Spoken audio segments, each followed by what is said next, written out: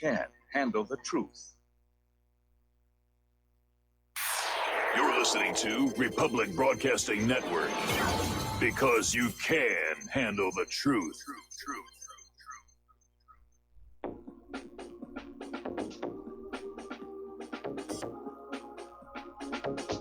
What really happened with your host, Mike Rivero, the history the government hopes you never learn. Here is your host, Michael Rivero. And aloha, America. Welcome to our show today. It is Wednesday, May 8th, 2019, middle of the weekday, hump day, starting that long, slow glide down to Pauhana Friday, and whatever insanity is going to be forthcoming then. So we have a lot to talk about today. The phone lines are open, 800-313-9443. Sam is in our control room, ready to answer the phone, put you on the air with your comments, questions, and opinions. And let's start off by talking about Iran, because it looks like Iran has really become rather fed up with U.S. behavior here. Iran is pulling back on some of their promises in that P5+1 agreement. Now, they're not in violation of the agreement, which is still in effect with everybody except the United States. But apparently Iran is going to stop selling their excess uranium, and they're threatening to start enrichment to higher levels in 60 days unless Europe acts. And Tehran is refusing to dispose of excess heavy water. And what they're basically trying to do is say it is up to Europe to protect Iran from the U.S. sanctions, either by continuing to do trade with it, doing more trade with it. But basically, the U.S. is putting tremendous pressure on Iran, and Iran wants to keep the deal alive. The rest of the signatories want to keep the deal alive, but Iran is signaling they're not going to be able to continue to do so. And they're basically saying that Rouhani announced today that Iran will be suspending some of its commitments due to continued U.S. violation and a failure of European signatories to compensate for the damage done by Washington, which of course is going to basically play right into the Warhawks' agenda here.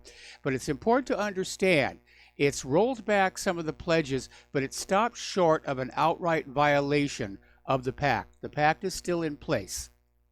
Okay?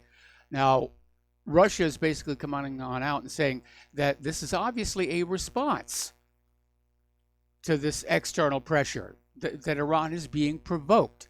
It was basically about a year ago that Donald Trump unilaterally just pulled out of the agreement and reimposed these crushing sanctions.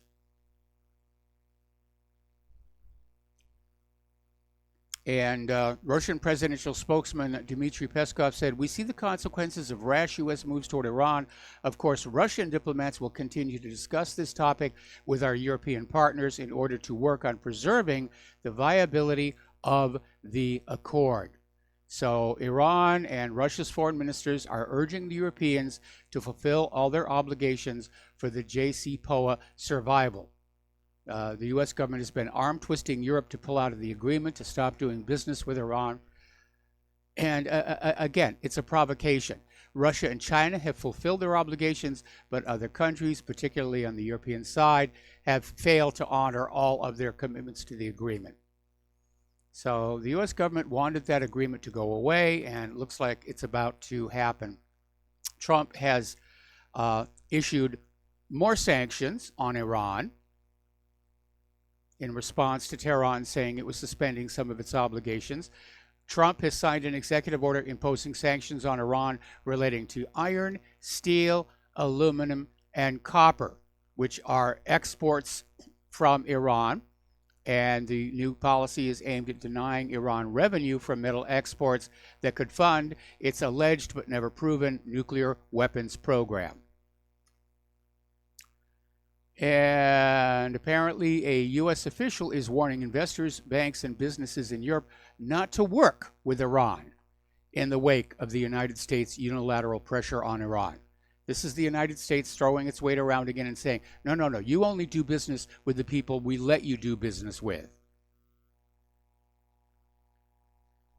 So apparently Europe is being warned about getting involved in the INSTEX special purpose vehicle. This was something that Europe was setting up to bypass SWIFT. And Tim Morrison over at the National Security Council, he's their senior director for weapons of mass destruction and biodefense, basically came on out and said, you should know that getting involved in the Instex special purpose vehicle is a very poor business decision. In other words, they're threatening Europe with sanctions. Okay. Now, despite the new sanctions, despite the increasing clampdown in Iran, China is ramping up crude oil imports from Iran. And apparently, in April, they surged to a record, despite refinery maintenance outages and tepid domestic fuel demand. So imports amounted to 43.73 million tons of crude, or 10.64 million barrels per day. So they're just pulling it on in there. Probably, I imagine they're going to stockpile a lot of it here.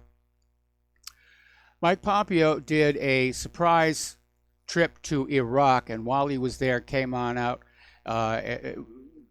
waving around saying, there's an imminent threat from Iran. There's an imminent threat. That Tehran is planning imminent attacks. So Pompeo abruptly canceled talks in Germany and made a lengthy detour from his European tour to spend 4 hours in Iraq, where he met both President Barham Saleh and Prime Minister Adel Abdel Mahdi, and talked to them about the importance of Iraq ensuring that it's able to adequately protect Americans in their country. Now, there's a little bit of news out there. This was actually on Hal Turner yesterday, and it may be, again, more war lies here. Before we do that, though, shout out to our on-air affiliates who are just now rejoining the network. Okay, this story, and this is coming from CNN, which means take it for what you're worth, is claiming that Iran has been seen moving some of their ballistic missiles by boats, short-range ballistic missiles on boats in the Persian Gulf. And they're saying this is one of the critical reasons the U.S. decided to move an aircraft carrier strike group and B-52 bombers into the region. Except we already know the aircraft carrier strike group was already in the region. So that was a little bit of a hoax. But apparently yesterday, U.S. Central Command spokesperson Captain Bill Urban said that they had seen indications that Iranian, and get this next one, Iranian proxy forces were making preparations to possibly attack U.S. forces in the region. They're telegraphing a false flag.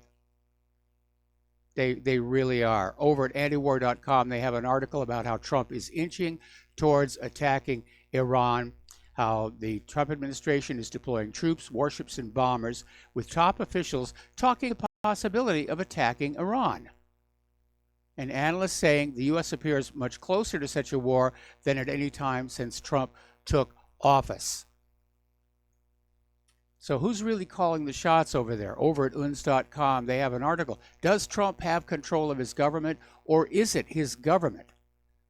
And they're pointing out about how John Bolton, who's clearly Israel's agent here, has assembled a team consisting of himself, Prime Minister Benjamin Netanyahu, Emirati Crown Prince Mohammed bin Zayed, and Saudi ruler Mohammed bin Salman. These men are all Iran's worst enemies.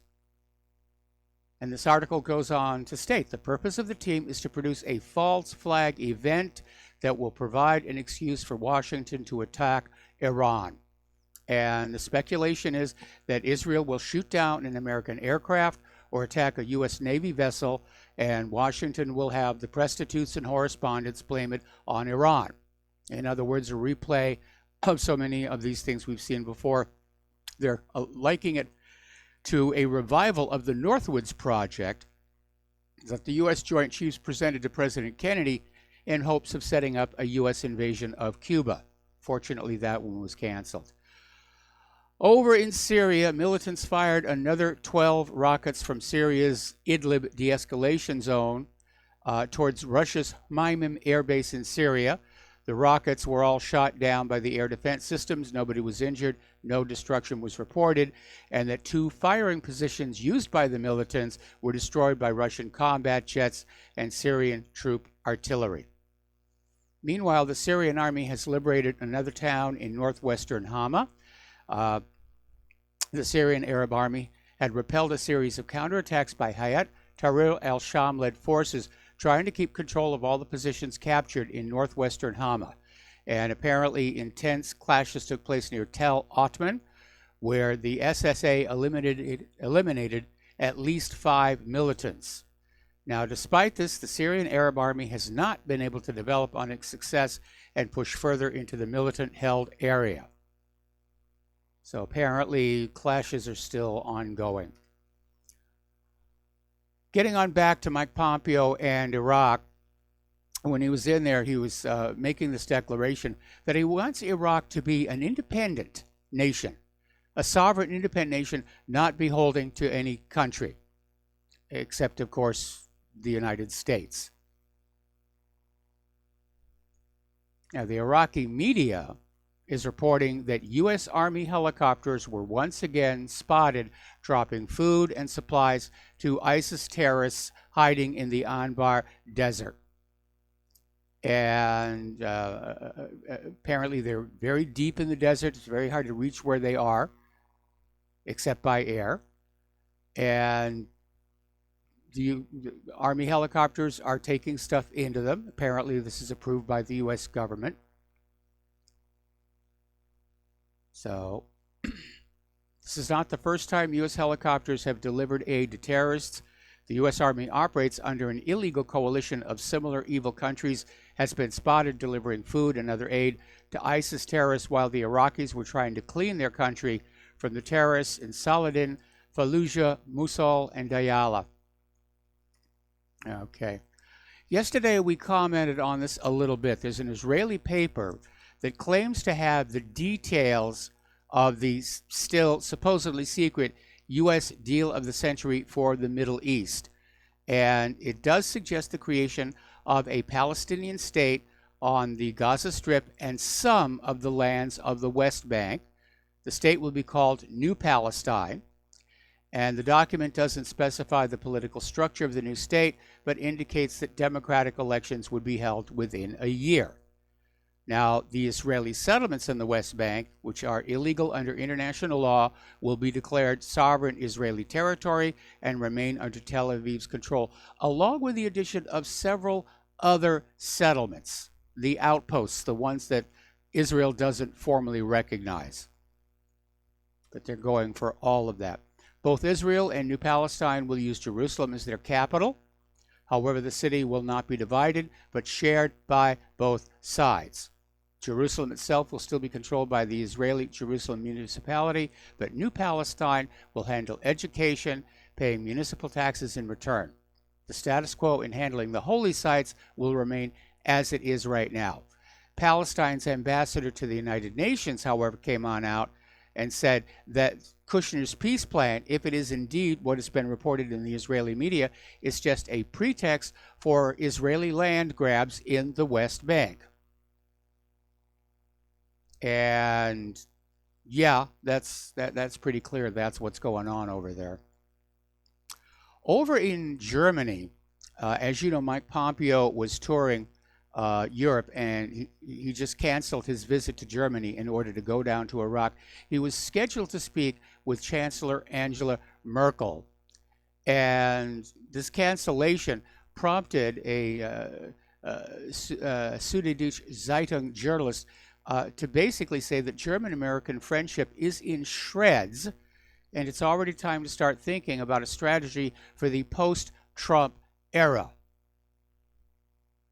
And he pointed out there is a certain rudeness in the world of diplomacy, like missing important international meetings as foreign minister, and insolence, referring to Pompeo's announcement just hours before meeting Merkel. So that was a very undiplomatic thing to do. Earlier in the week, we reported on how CNN, they had 6 reporters on this story over at CNN, came on out with this claim that Juan Guaido is the elected leader of Venezuela, that he'd won the elections last January. Except, of course, there were no elections last January, and Guaido certainly didn't win them. The last elections were last year. Maduro won. Guaido did not even run. But apparently that is the new piece of propaganda they're trying to feed to you, because Mike Pompeo came on out and repeated this same claim that Juan Guaido is the duly elected leader of Venezuela. And he was speaking in London after his meeting with Jeremy Hunt, and Pompeo told reporters that Venezuelans had elected Guaido to lead them. Pompeo said the Venezuelan people have spoken through their constitutional mechanism. They have put Juan Guaido as their interim president, and he's the duly elected leader there. Then followed up by saying Maduro is on borrowed time. Okay. All right. So the reality is, though, Guaido's popularity in Venezuela is dwindling. His poll numbers are going down. And he's had 2 attempts to call for a coup d'etat, both of which have failed. And so they're saying, where could he possibly go from here? Short of an outright U.S. invasion to put him on the throne, where does he go from here? All right, let's take a phone call here from Joe in California. Aloha, Joe. Welcome to the show. What's on your mind? Aloha, Mike. Watching on YouTube, and it's been a lot of interruptions these first few minutes. Yes. Mike, I want to talk to you about Iran and Iraq, but first on Venezuela. I heard Daniel McAdams say that Guaido is basically worth more to the U.S. dead than alive, so he better be careful. He better be wearing that extra protection. So it reminds me of that that politician in Russia, Boris Nemtsov, who had about 2% popularity, and he was taken out near the Kremlin a few years ago. Yep. So you better be careful. Mike, on Europe and Iran, it's a foregone conclusion. Europe's not going to adhere to this JCPOA. I mean, you talk about the pressure brought to bear by the U.S., but it's not just the U.S. It's those APEC-like organizations in Europe. They Yes. have them as well. So Friends of Israel, for example, in the UK. So it's a foregone conclusion. This deal is gone. We're on our way to war. It's just a matter of when. And lastly, I want to ask you, and maybe that gentleman Peter from California, who used to be in the military, could answer this question. You mentioned the U.S. helicopters seen in Iraq reported by Iraqi media dropping supplies to terrorists at ISIS in the Anbar region. Don't these guys in the military, unless they're all special forces, and they're the biggest scumbags in the world, they'll do anything, or maybe they're black, they're academy people, but don't these guys know that they're dropping supplies to terrorists? I mean, or will they just do anything for a paycheck? They're just following their orders, but you're right. These could very easily be special forces. Okay. Thank you, Mike. All right. Thanks an awful lot. We're going to let you go. The phone lines are open. Getting on back to Venezuela, another piece of propaganda that is being floated around there is that Maduro is providing a safe haven in Venezuela for Iranian terrorists in the West. And this came from Vice President Mike Pence yesterday. And he came on out and claiming that Maduro is working with the Iranian regime to establish a safe haven for its terrorist proxies. And he said this in an address before the Council of the Americas. Boy, they are piling it up higher and deeper over there in Washington, D.C. Now, a lot of people are looking at Venezuela and saying that this is about the oil. It's about the oil reserves, the currency that the oil is sold in. But there's another player out there, and it turns out that is Monsanto. Because while numerous other Latin American nations have become a free-for-all for the biotech company, Venezuela has been one of the few countries to fight Monsanto and other international agrochemical giants and win. So the U.S.-backed Venezuelan opposition has been working to basically undo all of that. And so Monsanto is in there as well. We're going to take a break here for commercials, and we'll be right back.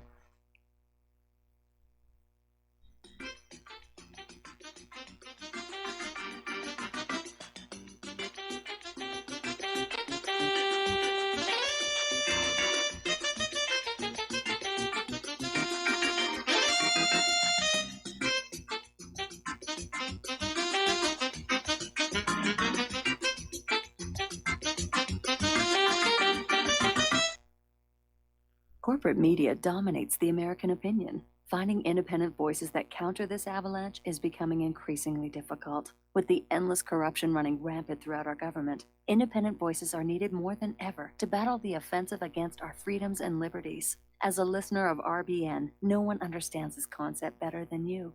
Now it's up to you to do your part. The time has come for you to take action and begin broadcasting the truth to hundreds or thousands of people every month. Sound impossible? Quite the contrary. With pointed slogans from LibertyStickers.com, you can reach countless sleeping Americans unaware that they live in a real-life wonderland. LibertyStickers.com has a huge inventory of political bumper stickers and messages that reflect the truth about our government, our politicians, and the future of America. With so many in stock, there's one perfect for you. Visit us today at LibertyStickers.com.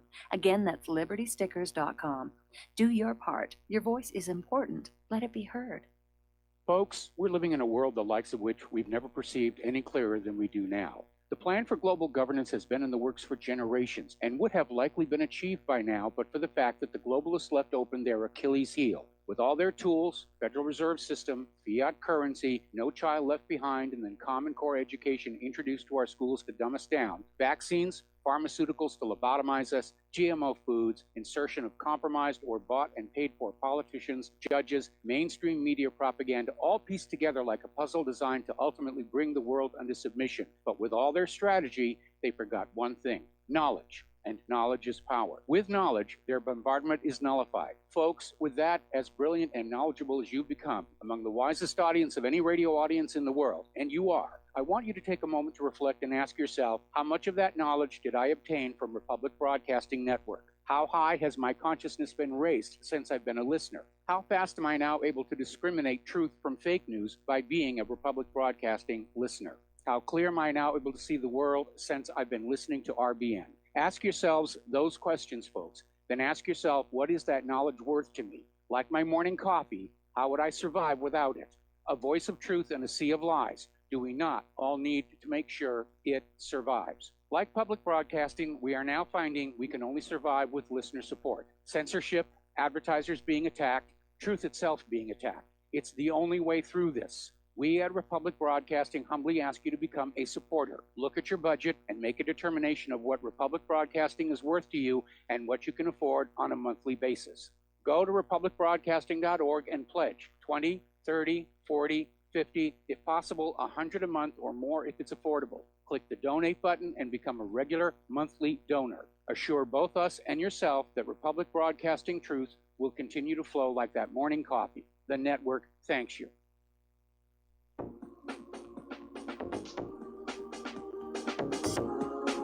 What really happened with your host, Mike Rivero.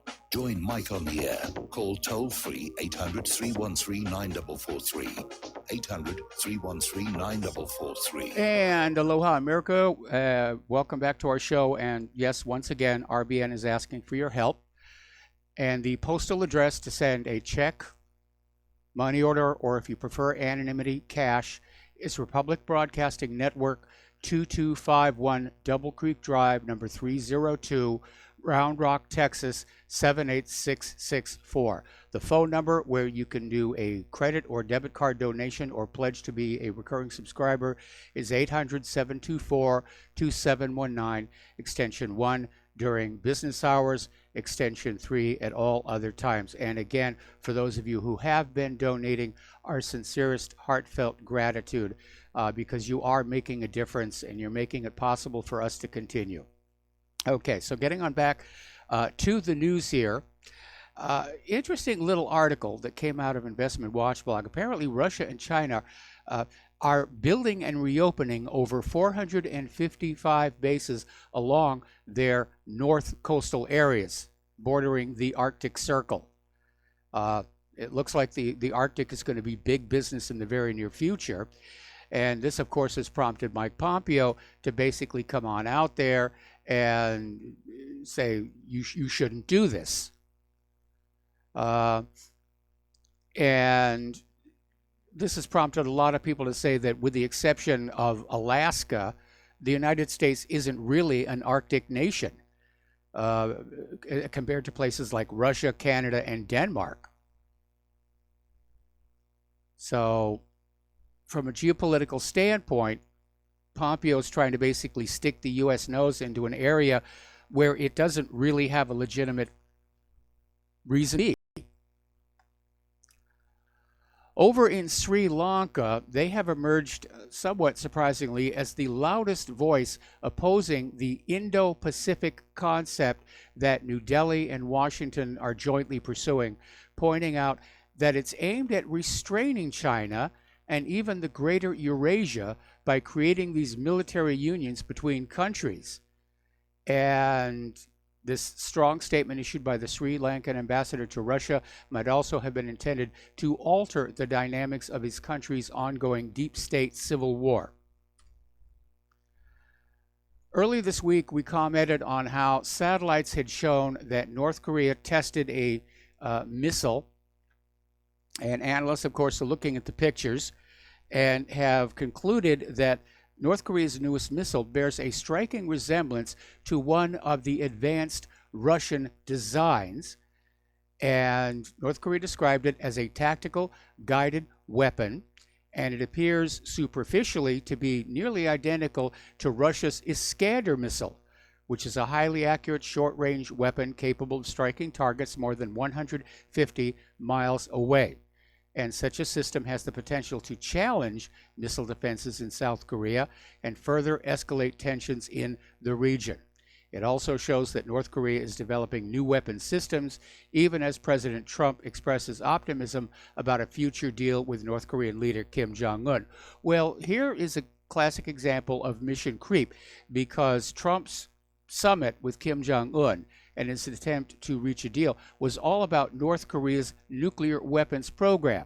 And all of a sudden, it is now swelling to include North Korea's missiles. Same thing that Trump did with Iran. They had that P5+1 nuclear deal regarding Iran's nuclear activities, and then all of a sudden, Trump wants to swell it to include the ballistic missiles. Okay, we're going to take a phone call now from Tony in Puerto Rico. Aloha, Tony. Welcome to the show. What's on your mind? Aloha, Mike. I hate to waste your time, but I have a couple of questions on the same subject. John F. Kennedy, when he was in that PT-109, did he have sonar or radar? No, they were basically these wooden boats, and I don't think some of them had radar, but most did not. Okay. My next question: was the atomic bomb necessary, or was an invasion of Japan inevitable if they didn't use the atomic bomb? Japan was actually in the process of trying to surrender when Russia basically came on in and joined the Allies against Japan. Japan said, okay, that's it, we have to surrender. Truman dropped the bombs on Hiroshima and Nagasaki to demonstrate that we really did have them and had the political will to use them. And so a lot of scholars looking back on that are saying, no, the bombs really weren't necessary, and there wasn't going to be an invasion of the Japanese heartland. In fact, one of the Japanese representatives was trying to get into the U.S. government to say, we want to talk surrender, and they literally would block him at the door because Truman wanted to go ahead and drop those bombs. Okay. Now, what about the kamikaze, as the mass media had said? Were they really that dangerous? Well, they were dangerous in a psychological sense, in that it was very frightening to the U.S. forces that somebody would deliberately crash their plane into their ships. But overall, they turned out not to be all that effective. It was kind of an act of desperation by Japan. And, of course, they had the air kamikaze airplanes we all know about. They also had a submarine called the Kaitan that operated on the same principle, one-man crew that would ram enemy ships. Anyway, Tony, got to let you go. Got to take a break for commercials. We'll be right back.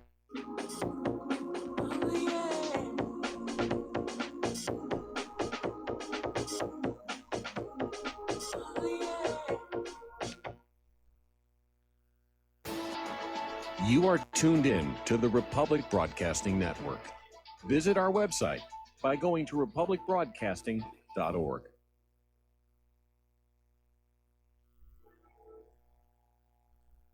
Homeowners, are you in foreclosure, expecting to be served with a foreclosure lawsuit, or suspect your lender has coerced you into an illegal mortgage transaction?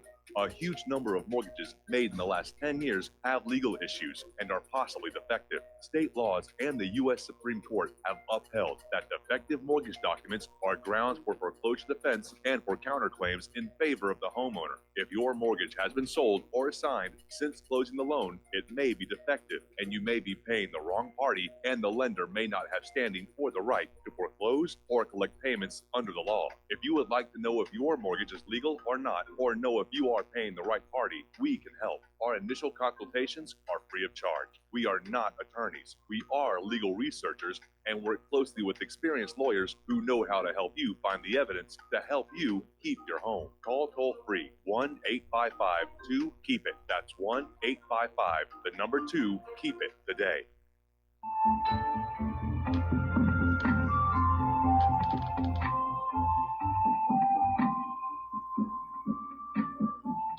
Do you know there is an ongoing war right here in America? Are you aware that U.S. citizens have been classified as enemies of the state since 1933? Have you recognized that our entire government is really a vast network of interlocking corporations engaged in commerce? Look up Title 28, Section 3002. Tune in to In Defense of Humanity on Saturday nights at 7 p.m. Central Time. Find out what's really going on and learn how to protect yourself and your family as flesh and blood men and women living in a corporate reality.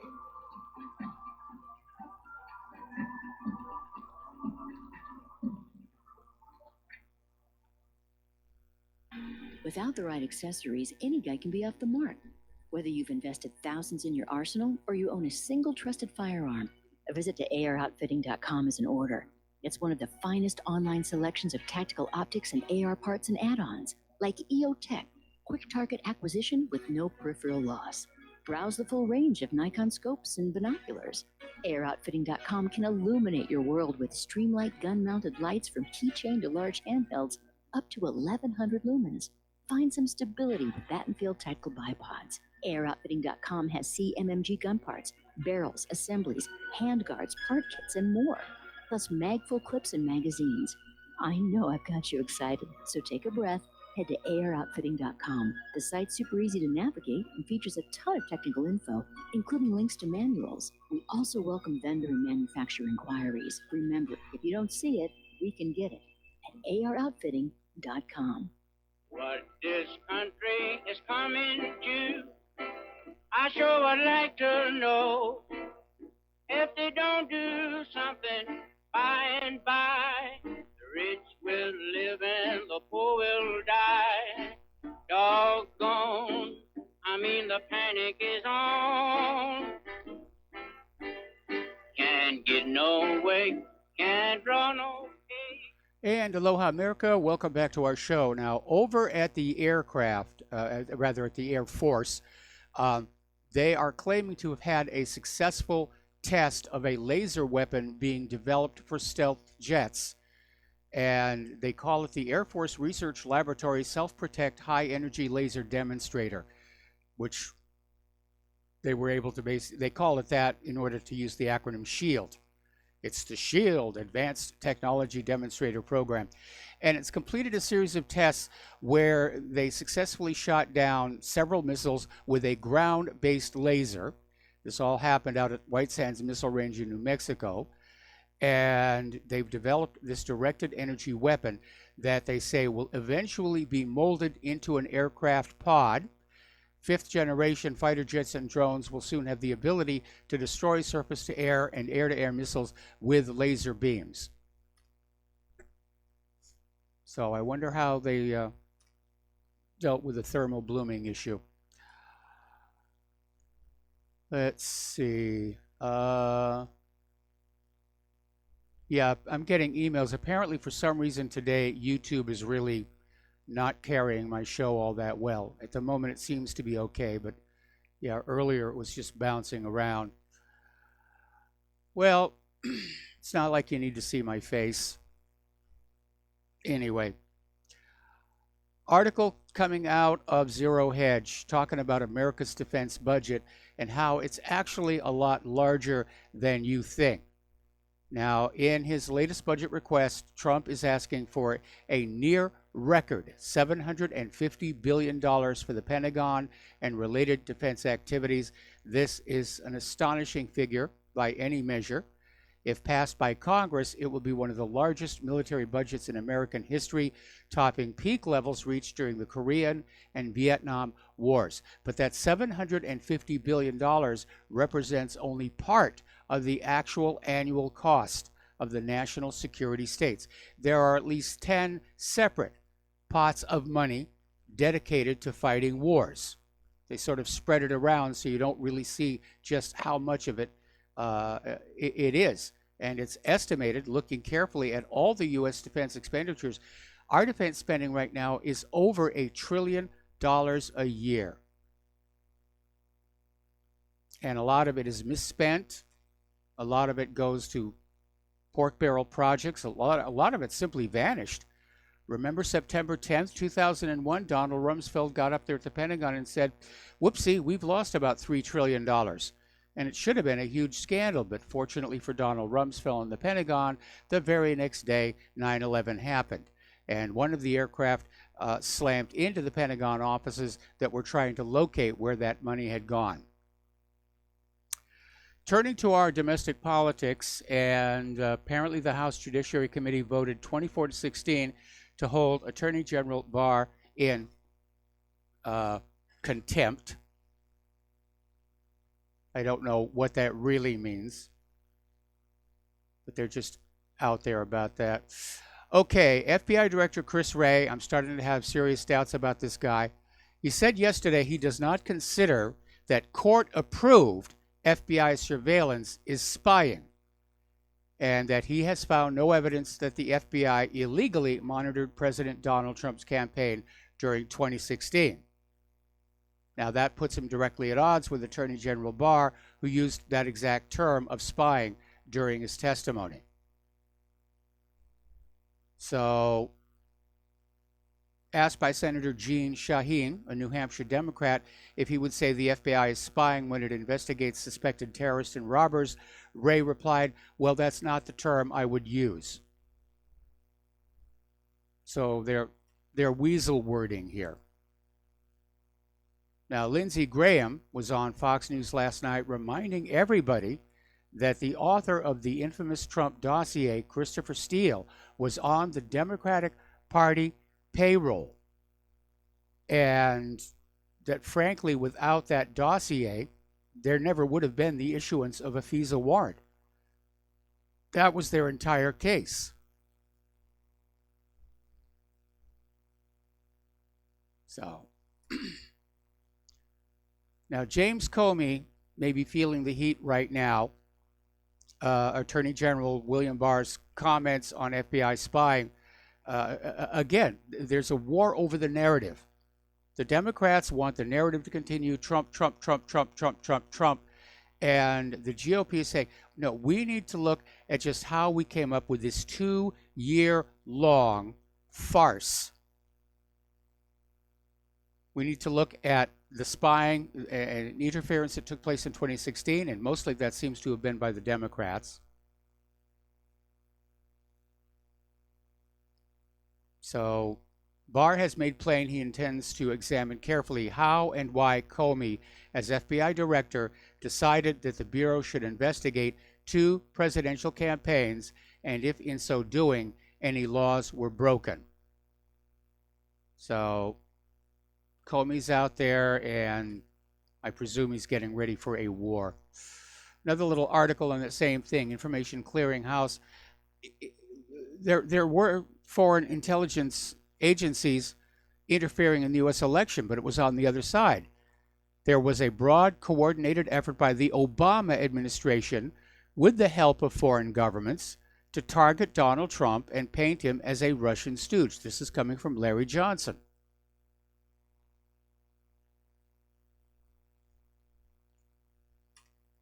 Okay. Righty. Mitch McConnell was out there saying that the outrage industrial complex, there's a new one, is still grieving over the fact that Mueller did not find Trump-Russia collusion. And they're still out there screaming about it. They're trying to extend the Russian investigation, saying, well, let's look at obstruction, let's look at this, let's look at that. And McConnell declared the special counsel's finding is clear. The case is closed. And it really is. Now, one bad move that Trump just made is he is exerting executive privilege over the unredacted Mueller report. And of course, that is fodder for the Democrats to come on back and say, well, it's obvious he's hiding something. And I agree. That's what it looks like. So that was not a well-considered move. All right, Representative Al Green from Texas, one of the first lawmakers who called for Trump's impeachment, is expressing his fears that if Democrats don't pursue impeachment, Trump will get reelected. And Green was on MSNBC, was asked about how unpopular impeachment was among the voters, and basically correspondent Philip Mina pressed Green with recent polling numbers from Quinnipiac showing 66% of voters were against impeachment, including 38% of Democrats and 70% of independents. So it's not a popular idea. And I think those polls are the reason Pelosi is pulling back on this. Now, somebody has leaked 10 years worth of President Donald Trump's tax returns, or tax information rather, to the New York Times. The paper ran with it. And the paper reported that just yesterday, Trump's core businesses lost $1.17 billion from 1985 to 1994. Now, the Times said it received this information contained in the returns from someone who has legal access to it and confirmed significant findings in other public documents. Now, it's embarrassing that he lost that much money, but there's nothing illegal there. Although now there are calls saying, well, there should be a fraud investigation. All right. There is another article. This one came out of TaxProf. And it's basically saying, from a legal point of view, congressional committees do not enjoy unrestricted authority to demand anyone's tax returns. Okay? There's a federal statute that compels the IRS to furnish on request anyone's tax returns to some congressional committees, but the statute cannot transcend the constitutional limits on Congress's investigative authority. Congress enjoys a near automatic right to review a president's tax returns only in the impeachment context. You know, if things weren't so serious, it would almost be fun watching this infighting that's going on.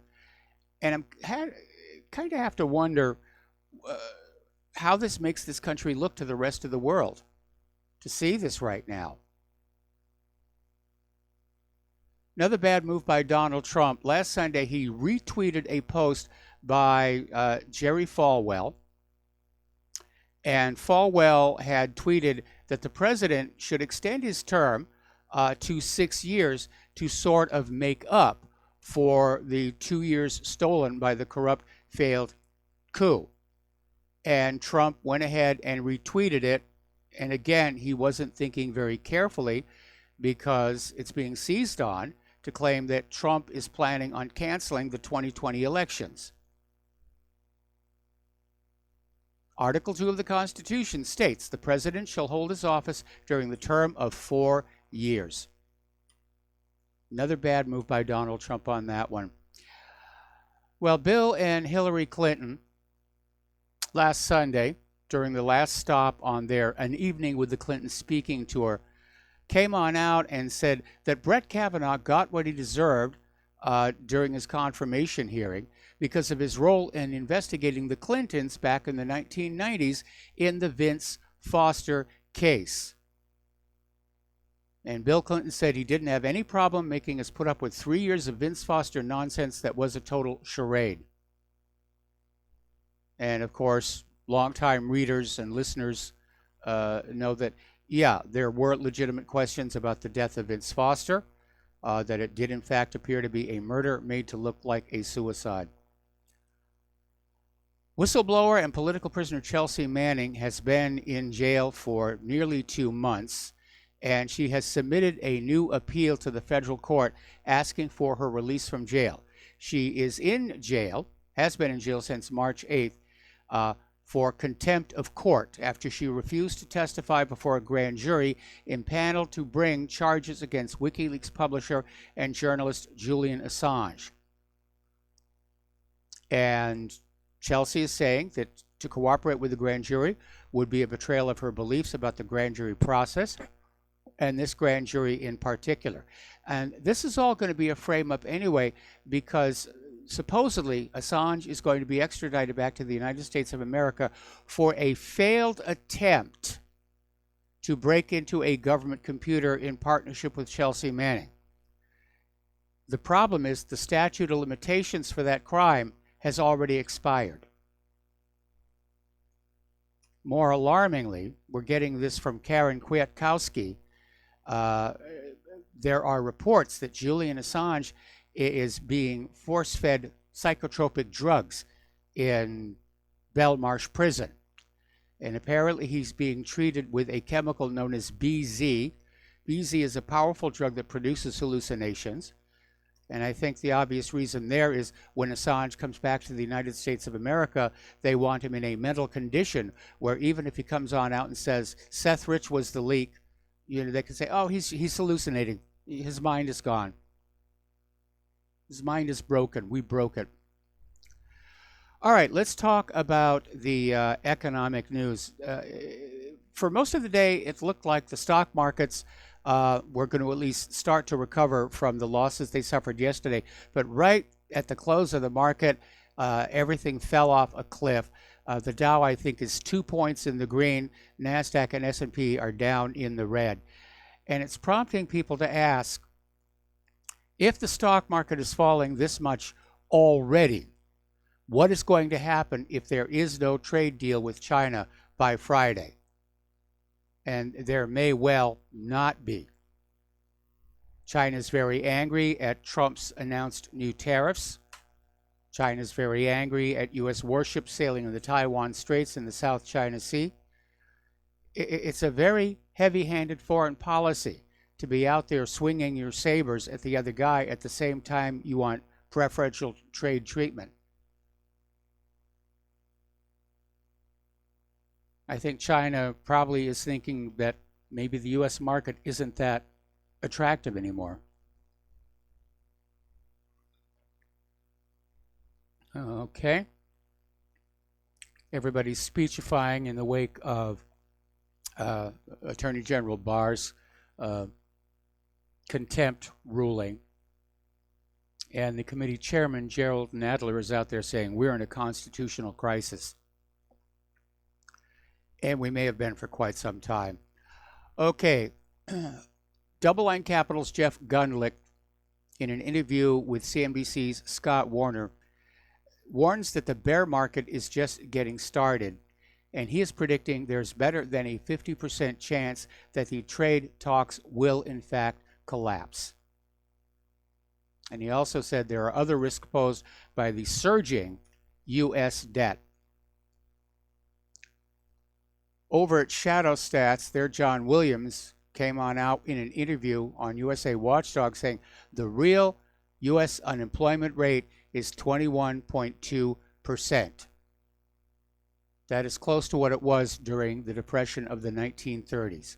And he came on out and said, basically, the economy is tanking. And I'll contend it already has. We've not seen it in the GDP reporting, but the ultimate thing here is you have a collapse in the dollar.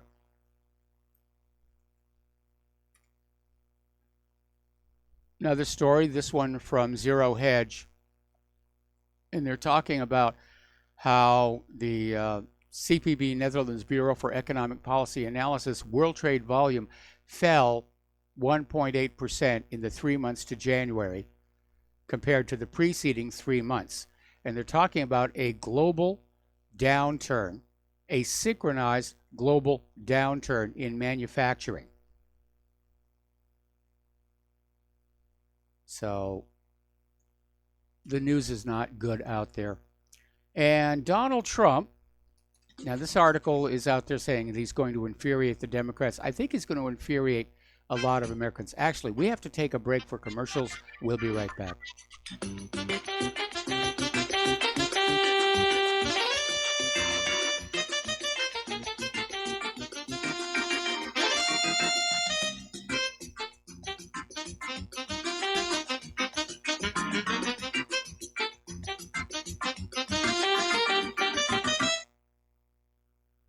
Okay, nurse, let's get this man to the ER stat. Right away, doctor. We see this every day. Heart attack or angina pain due to blocked and clogged arteries. Chelation can remove obstructions or blockages from arteries and help avoid painful and expensive surgery. Now there's Angioprim. It's a liquid oral chelation product that you take with juice. You start to feel the results fast. Angioprim increases blood flow all over the body, and that means more energy and strength to take on the day with less aches and pains. 60 years of research has gone into chelation, and Angioprim is the result. A safe and easy way to unblock your veins and arteries from buildup that slow circulation. Paging Dr. Jones. Please report to the emergency room right away. Log on now for a special radio offer from Angioprim. That's angioprim.com/radio. ANGIOPRIM. Angioprim.com/radio or call 877-882-7221. That's 877-882-7221. Corporate media dominates the American opinion. Finding independent voices that counter this avalanche is becoming increasingly difficult. With the endless corruption running rampant throughout our government, independent voices are needed more than ever to battle the offensive against our freedoms and liberties. As a listener of RBN, no one understands this concept better than you. Now it's up to you to do your part. The time has come for you to take action and begin broadcasting the truth to hundreds or thousands of people every month. Sound impossible? Quite the contrary. With pointed slogans from LibertyStickers.com, you can reach countless sleeping Americans unaware that they live in a real-life wonderland. LibertyStickers.com has a huge inventory of political bumper stickers and messages that reflect the truth about our government, our politicians, and the future of America. With so many in stock, there's one perfect for you. Visit us today at LibertyStickers.com. Again, that's LibertyStickers.com. Do your part. Your voice is important. Let it be heard. Many people tell us about their experience with Extendivite. Just listen to what Glenn has to say. Prior to taking it, I had diabetic neuropathy. The Extendivite reduced that significantly. Acid reflux was reduced. I had athlete's foot, very severe. Trimmed that down to about 75%. Dandruff, almost completely gone. I had occipital neuralgia at the base of my skull. I was having migraines, reduced by about 90%. Heart palpitations, my heart would kind of stall out. I would skip a beat. Very uncomfortable.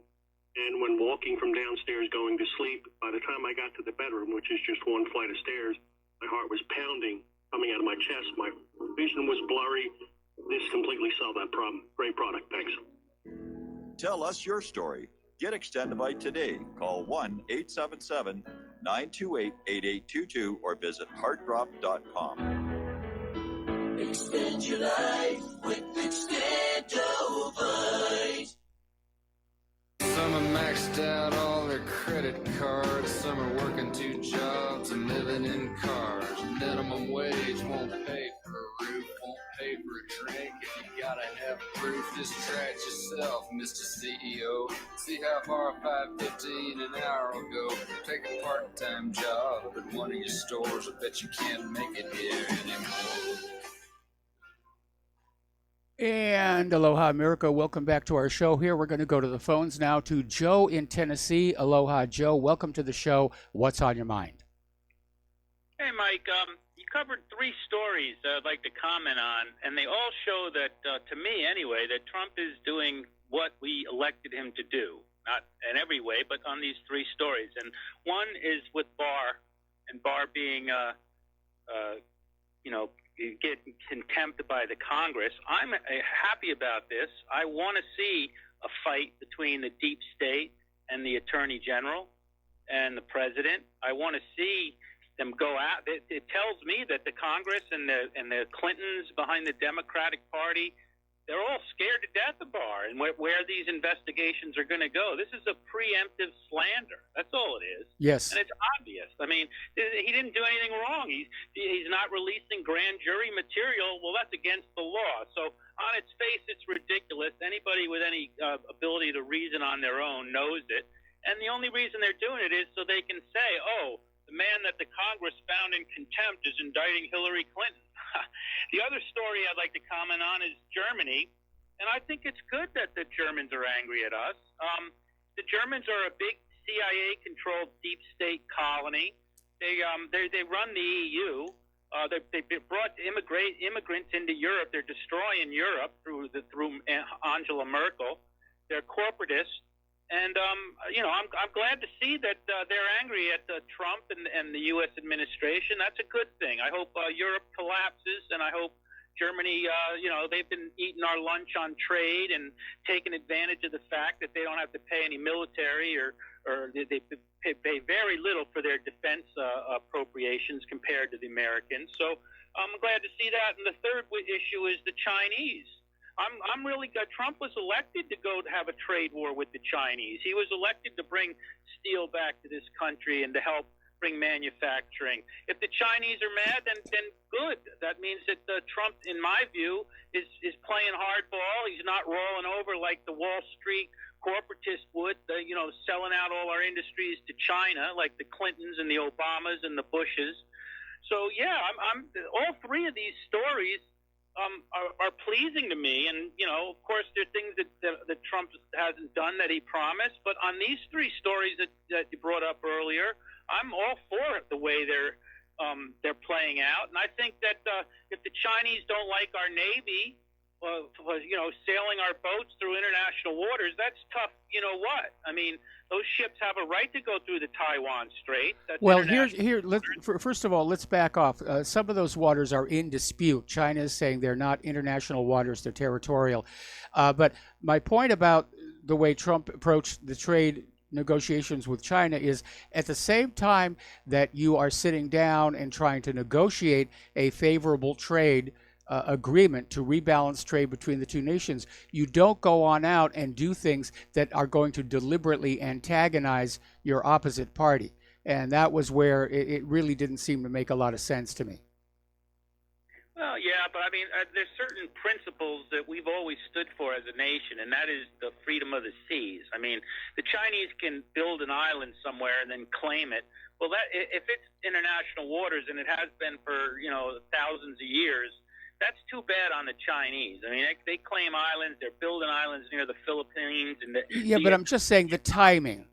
The timing was rather poor. I guess you're right. But, at the same time, I think Trump likes the chaos theory and the tension theory of negotiation. Okay, well, Joe, I'm going to have to let you go here. We got to take a break for station identification, and we'll be right back.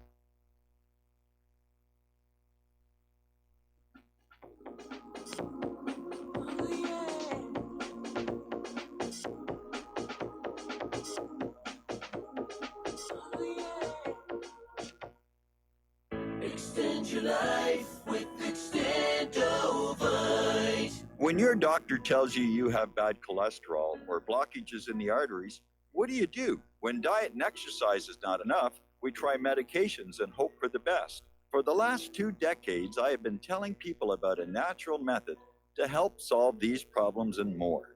Extendovite can help maintain cardiovascular health and lower blood lipid levels in adults.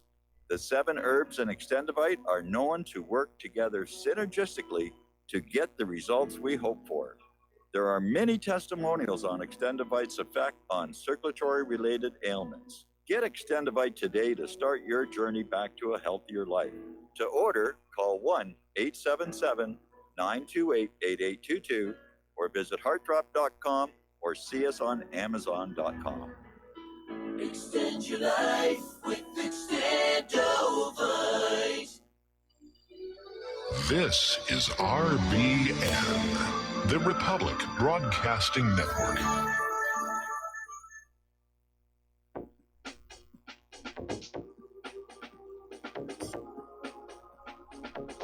What really happened with your host, Mike Rivero, because World War III is a really bad idea.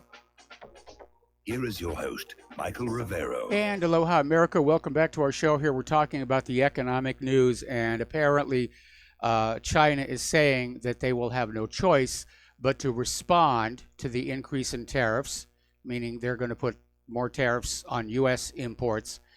This thing could easily spin out of control. And as I was explaining to Joe, the issue is not whether or not who owns that water and who has a right to go there. It's basically that when you're trying to negotiate with another country over the economy, you don't annoy them at the same time. You know, you get the economy all settled down, then you go back and say, all right, now that that's done, let's talk about what's going on in the South China Sea. But it was a very reckless and heavy-handed thing to be doing. All right, we started to talk about this a little bit. Apparently, the Trump administration wants to redefine poverty downward. So back in 2018, a family of four making no more than $25,000 was considered under the poverty line and therefore eligible for federal, state, and nonprofit programs like Medicaid and food stamps. Well, Trump wants to drop that down even lower. So huzzah, huzzah, all of a sudden you're not poor, you're middle class, and you're cut off from all of these programs. Democrats are going to scream, of course.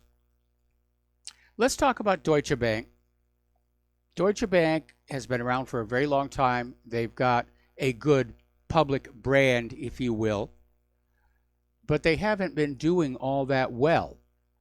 And apparently some of Deutsche Bank's problems are still holdovers from the difficulties back in 2008.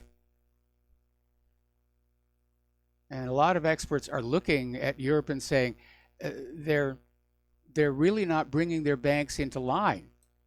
They're really not cleaning up the mess. Of course, the same thing could be said about here in the United States of America with all of our deregulation and the economy running out of control. Okay, another little article. This one is out of Zero Hedge. Apparently, there's, of course, been this crypto surge over in China, and the reason for it may be that Chinese banks are quietly running out of dollars. And apparently, authorities in China have begun soft capital controls on foreign currency withdrawals. By the way, there's been another breach, and $40 million in Bitcoin, cryptocurrency, has been stolen. It's amazing here. Story coming out of the Real News talking about the Russia-China alignment challenges U.S. hegemony. And again, they're trying to put the blame on Russia and China.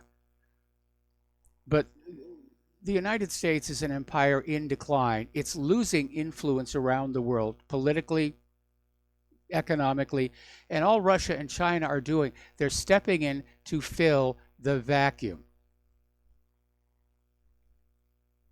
So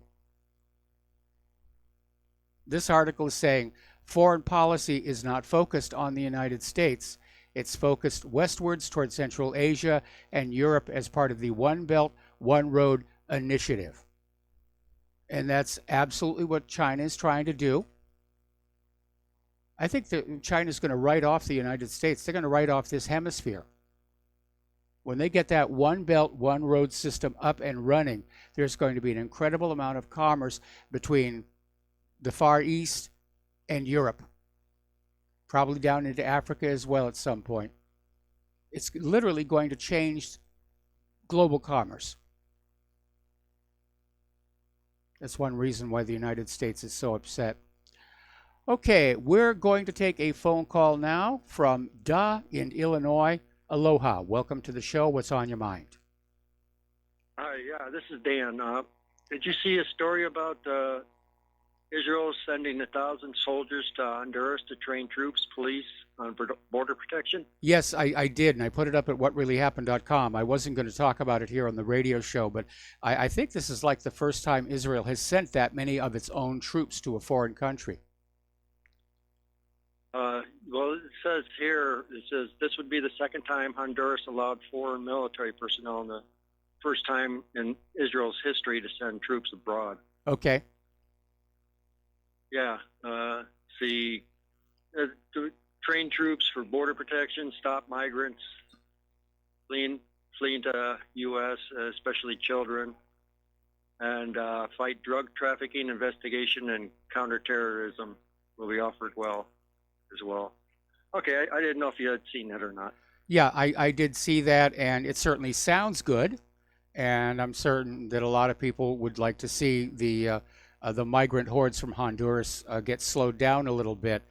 But the question is, how long are those Israeli troops going to remain there, and are they being pre-positioned for some other purpose? Getting on back to the economic news. Well, actually, let's do our shout out to our on-air affiliates who just now rejoining our network. Apparently, Russia has had a problem with the giant Druzhba pipeline. This is the main delivery line for multiple European Union countries, especially impacting Belarus, Poland, and Germany.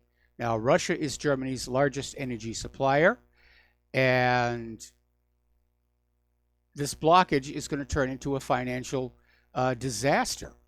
There's an estimated 37 million barrels of contaminated crude oil accumulating in the pipeline spanning from Belarus to Ukraine to Hungary.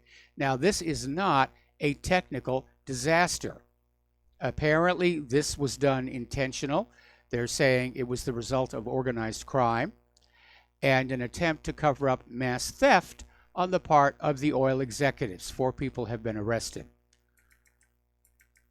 Okay. Getting on down to Great Britain.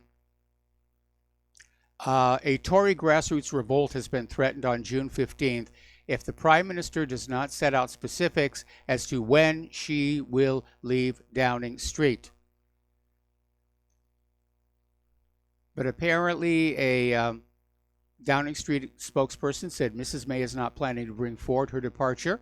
She is here to deliver Brexit in Phase 1, and then she will leave and make way for new leadership in Phase 2. So it's getting really, really tense over there in the Parliament. And again, the Brexit just seems to float in the wind. Prince Charles came on out and made a statement that he cherishes his bond with Germany. This in the middle of the Brexit turbulence. And wanted to talk about Britain's special relations with Berlin. All right. So yesterday we had that terrible shooting at that school in Colorado.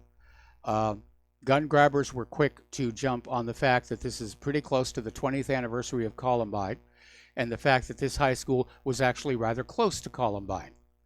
So police have identified one of the 2 shooters, and it's Devon Erickson. He's an 18-year-old high school student. He's apparently worked as a youth actor, and he's one of these 2 shooters accused of wounding 9 students in this K-12 STEM school located in Douglas County.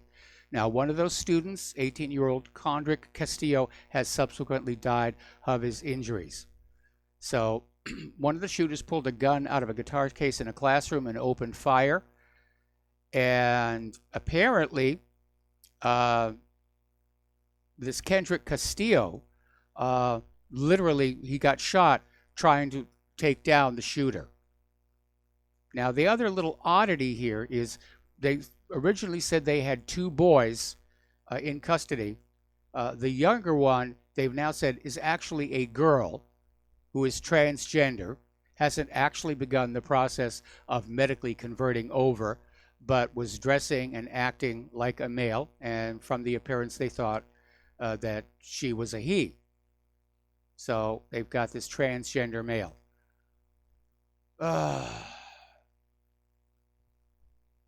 So how does this happen? Apparently, one of the motives that has been put on out there is that the transgender girl had been the subject of a lot of bullying and teasing.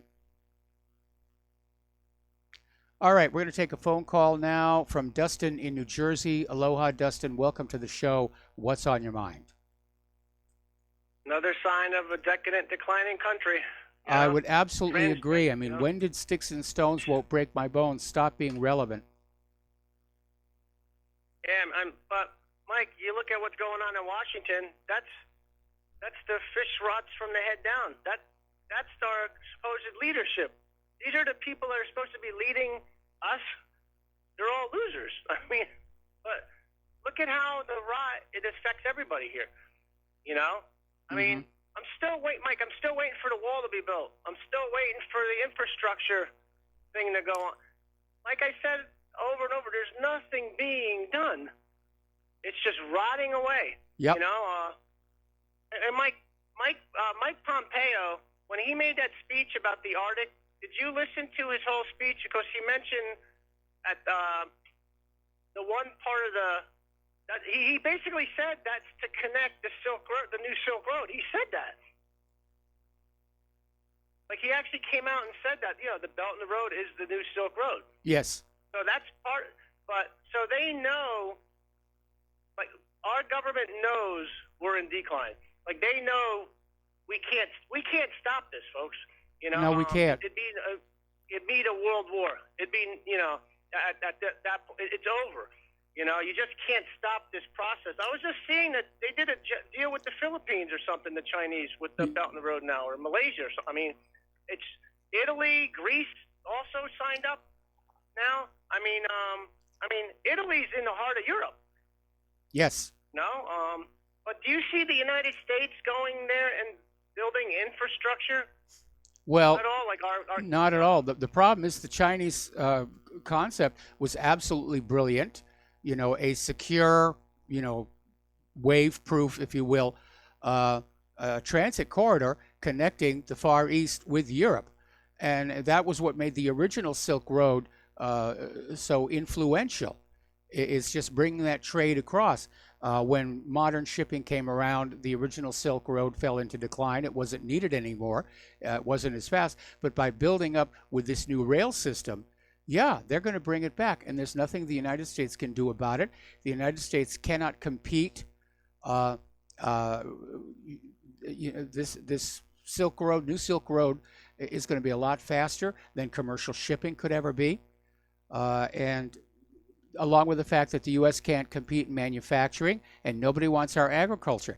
Yeah, this country's in trouble, and unfortunately it does look like too many people in Washington, D.C. are saying, well, let's just have a world war and we'll smash those people down like we did in World War II, and then we'll be ruler of the world again in the aftermath.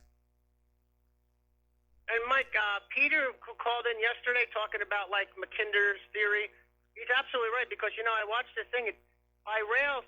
Like something from China to head to like parts of Europe or so would take 3 weeks by train. It takes like it takes 3 weeks less by train than by ship.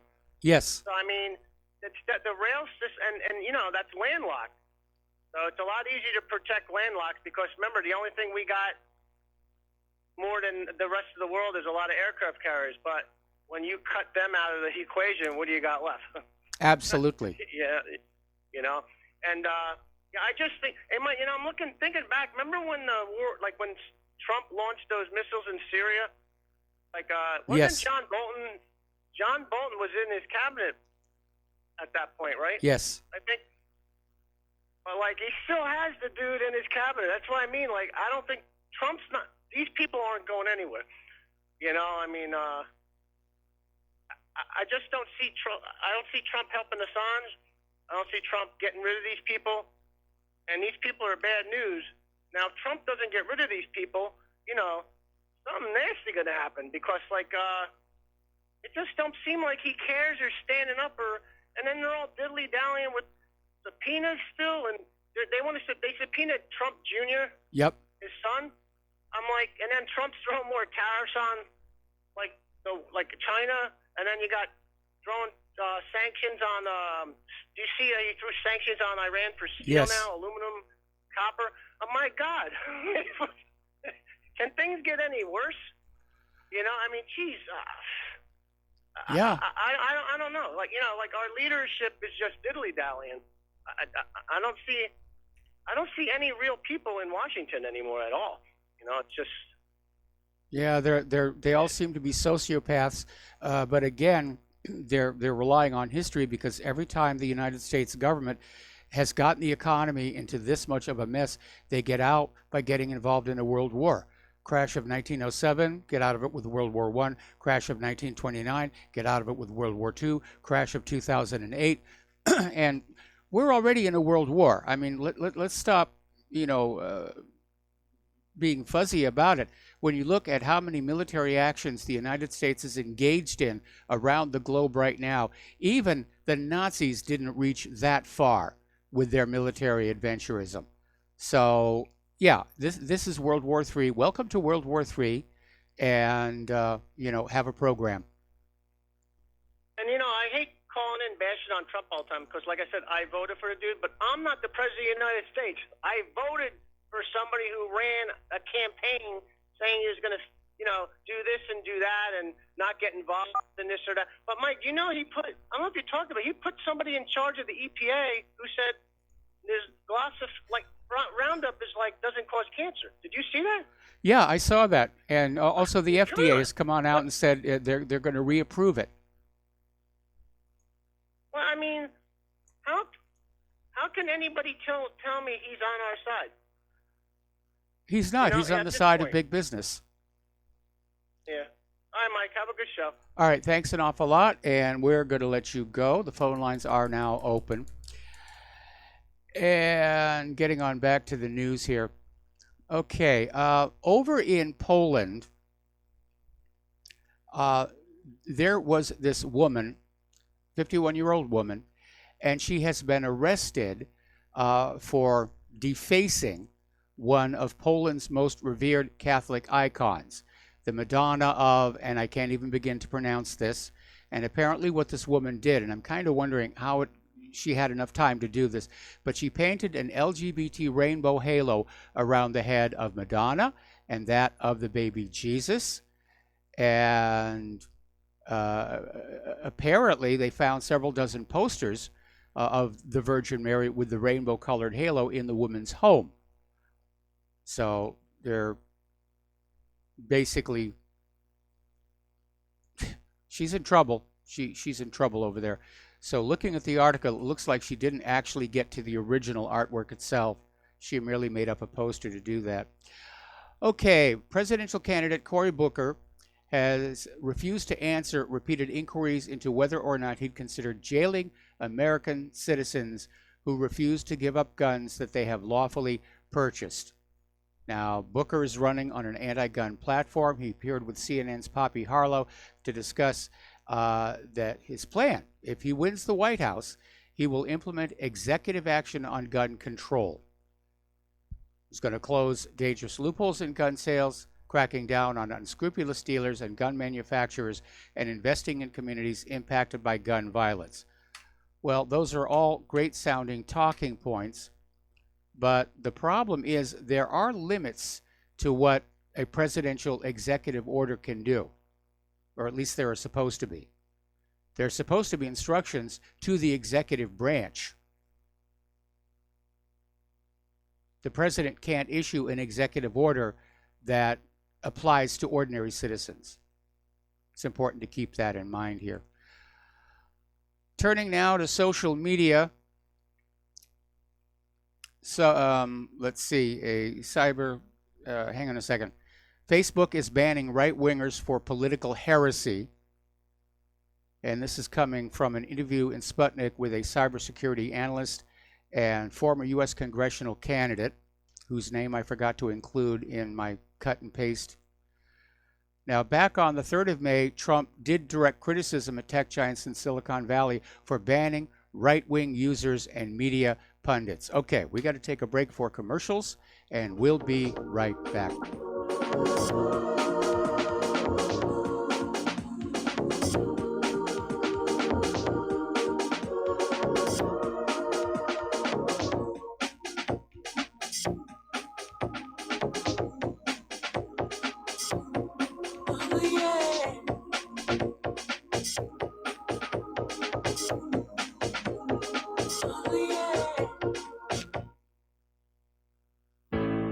The reviews for Extendivite are amazing. Here are some from Amazon. September 2018. Extendivite works in keeping my blood pressure in the normal range. I've been using Extendivite for many years now. May 2018. Great product. I use regularly and I rarely get sick. March 2018. This product has relieved what appeared to be angina pain in my chest and shortness of breath after climbing stairs. I'm quite happy about it. February 2018. My husband, son, and I have been using this product for a few months now, and we have noticed an improvement in our joints and blood pressure. Tell us your story. Get Extendivite today. To order, call 1-877-928-8822. That's 1-877-928-8822, or visit heartdrop.com. Extend your life with Extendovite. Folks, we're living in a world the likes of which we've never perceived any clearer than we do now. The plan for global governance has been in the works for generations and would have likely been achieved by now, but for the fact that the globalists left open their Achilles heel. With all their tools, Federal Reserve System, fiat currency, no child left behind, and then Common Core education introduced to our schools to dumb us down, vaccines, pharmaceuticals to lobotomize us, GMO foods, insertion of compromised or bought and paid for politicians, judges, mainstream media propaganda, all pieced together like a puzzle designed to ultimately bring the world under submission. But with all their strategy, they forgot one thing: knowledge. And knowledge is power. With knowledge, their bombardment is nullified. Folks, with that, as brilliant and knowledgeable as you've become, among the wisest audience of any radio audience in the world, and you are, I want you to take a moment to reflect and ask yourself, how much of that knowledge did I obtain from Republic Broadcasting Network? How high has my consciousness been raised since I've been a listener? How fast am I now able to discriminate truth from fake news by being a Republic Broadcasting listener?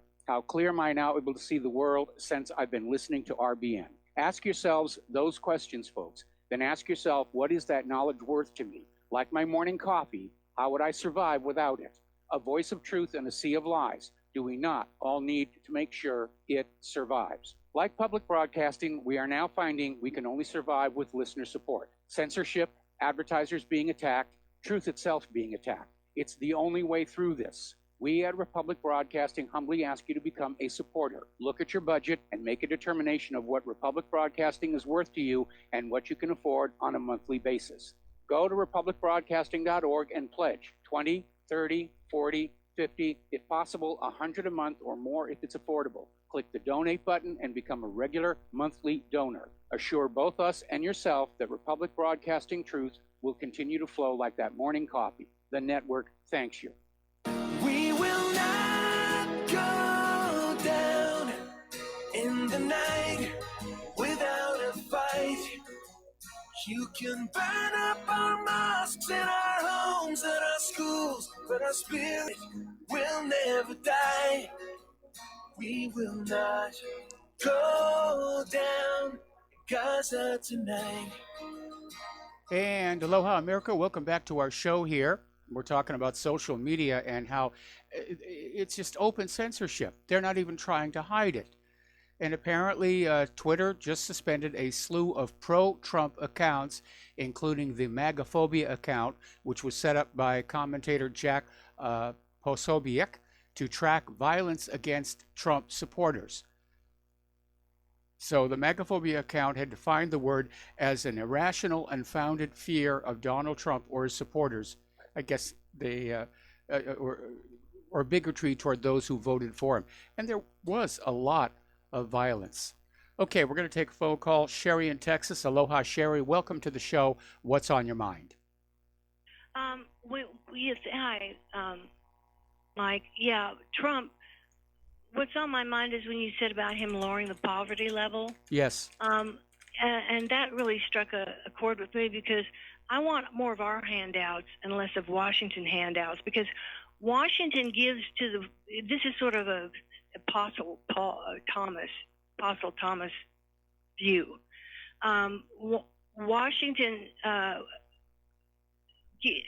Washington's handouts, the bureaucratic handouts, are really giving to the world for the world, and it only gives pennies off the dollar to a cause.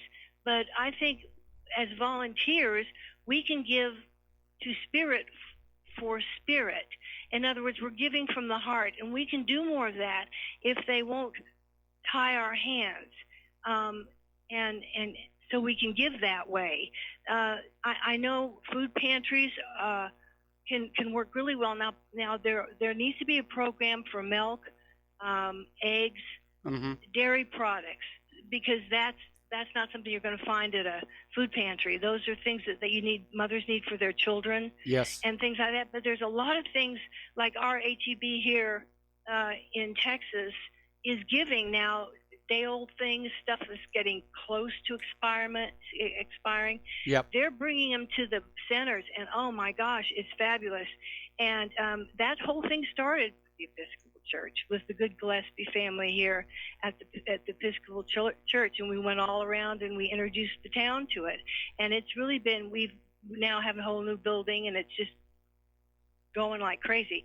We need to remain free to help each other, and I sometimes wonder how often we're going to have to hear shelter in place. You know, when things get rough and we could maybe really get out there and help each other, are we just going to hear shelter in place or some other phrase that just keeps our hands tied? We really need to be, I really think, you know, I'm living on, I saved up money, but it is getting spent. And I find there's a lot of ways to be frugal, and I think we should. These handouts, Washington handouts, are not expeditious. They're not a good idea, and I want us to remain free to help each other as much as possible, because we have a lot of good programs here. We have free counseling. Oh gosh, I have a whole list. I don't have in front of me. If I can cut in on here, I mean, right now our post office right here on Oahu, they're running a program where they put these little plastic collection bags in your mailbox, and then at the end of the week there's going to be a pickup, so that people can look through their pantry and find stuff that's close to the ex date and load it in there to be taken off to deal with some of the homeless and hungry here. But you need to understand the reason so many people are homeless and hungry in this country is because the government is simply taking too much away from the citizens and not sending it back. It's being spent on the wars, it's being spent on Israel, it's being spent on other foreign governments to buy their cooperation. And our original Constitution actually had a ban on non-apportioned taxation. In other words, if the government taxes from you, it had to spend back to that state in the same amount. And we don't have that anymore. I understand that, but I know when they get their stuff from the government, they're not going to be as well. You know, I mean, well, it depends on what you give to a pantry, but I'm worried about people's health, and I just think I think volunteerism, when things come out of our gardens like they used to when we had good, strong gardens going, and we gave a whole bunch to the food pantry every summer. There'd be after the farmers market. Yep. I was part of a crew that would collect up everything that the a vendor, I want to say vendors, but they're the local farmers. Yeah. Wanted to give, didn't want to take back, and it all poured into the food pantry. And this is good food. This is good food from people's gardens. This is the sort of thing I think now, see, things have changed so much.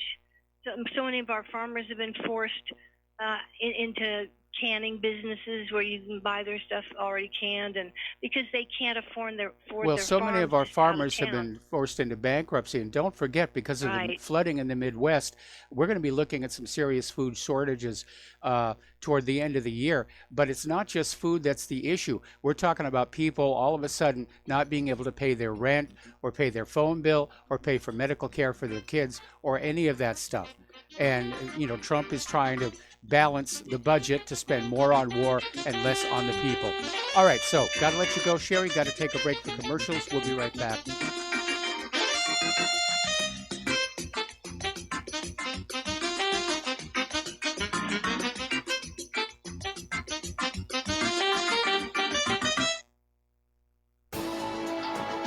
You are tuned in to the Republic Broadcasting Network. Visit our website by going to republicbroadcasting.org.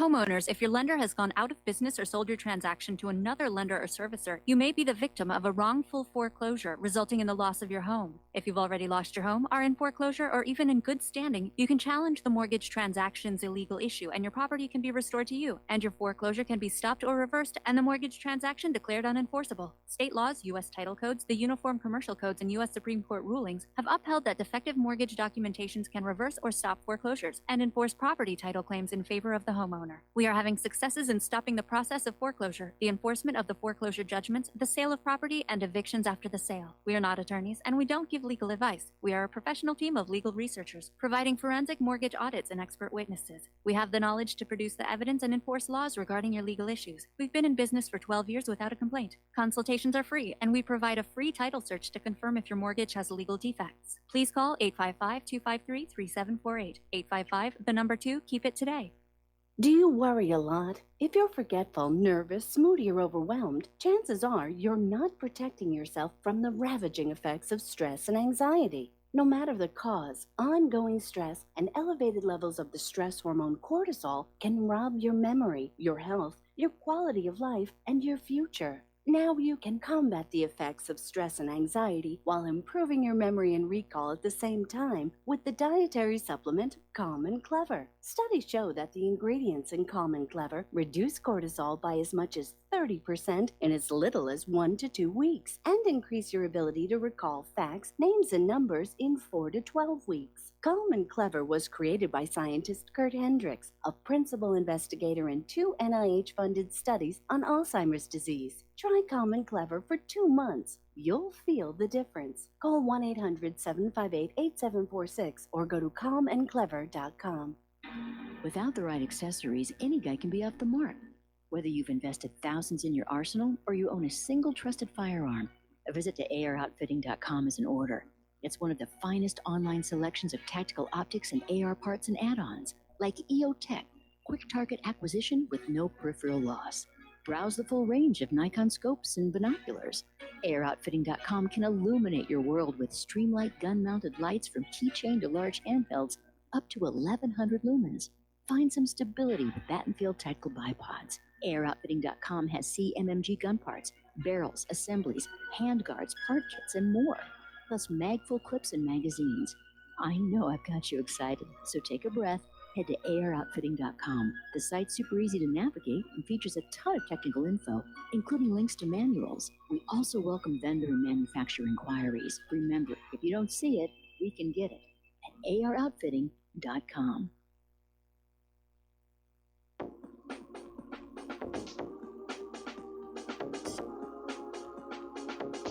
What Really Happened with your host, Mike Rivero.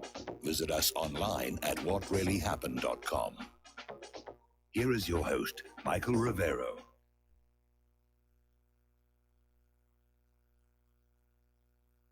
Welcome back to our show here. I'm sorry I was distracted reading some text messages here. And so we're talking about corporately owned social media. We're talking about the blatant suppression of conservative points of view, the targeting of advertisers and so forth. It's out in the open. The war for your mind is out in the open. Everybody can see it here. So Twitter today has banned conservative legend David Horowitz and the Freedom Center. And Trump can complain about it, say bad things about it, but nobody's doing anything, especially the Republicans. The Republicans need to understand this is all going to affect them in the coming elections. It already did back in the 2018 midterms. It's amazing here. Over in Baltimore, like they didn't have enough problems already, City Hall government servers have been infected by a ransomware virus. And government officials are saying it's spreading through their network. So Mayor Jack Young released a statement saying that Baltimore City core essential services are still operational, but it has been determined that the city's network has been infected with a ransomware virus. City employees are working diligently to determine the source and extent of the infection. At this time, we have seen no evidence that any personal data has left the system. Well, of course, that's not what ransomware does. So out of an abundance of precaution, the city has shut down the majority of its servers. Will provide updates as soon as information becomes available. All right. Yeah, ransomware isn't there to steal personal information, although I'm sure there could be a hybrid. The other day I was talking about just how many of these data breaches we're seeing, who is using this data, what is it for? And today we get this article out of ZDNet saying that nation-state actors and their affiliates are behind increasing amount of data breaches. These data breaches are being done by governments. Almost 1/4 of all data breaches are being done by governments or agents acting on behalf of governments. This is coming from Verizon's Data Breach Investigations Report. And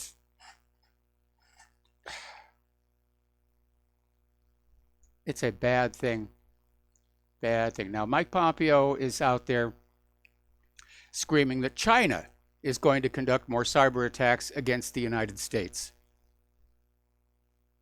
And he's saying that the U.S. should be ready for China conducting more cyber attacks in the future.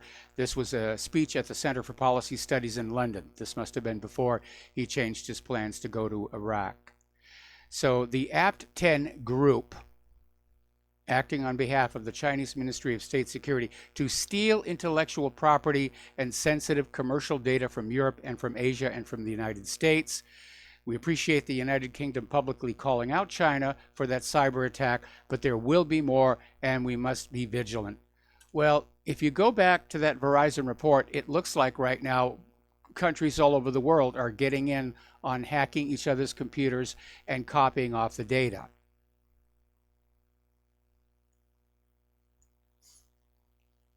So apparently, U.S.-based cybersecurity firm FireEye claimed in March that the APT-40 hacking group conducted a cyber espionage operation targeting crucial technologies to bolster China's Navy. All right. Now,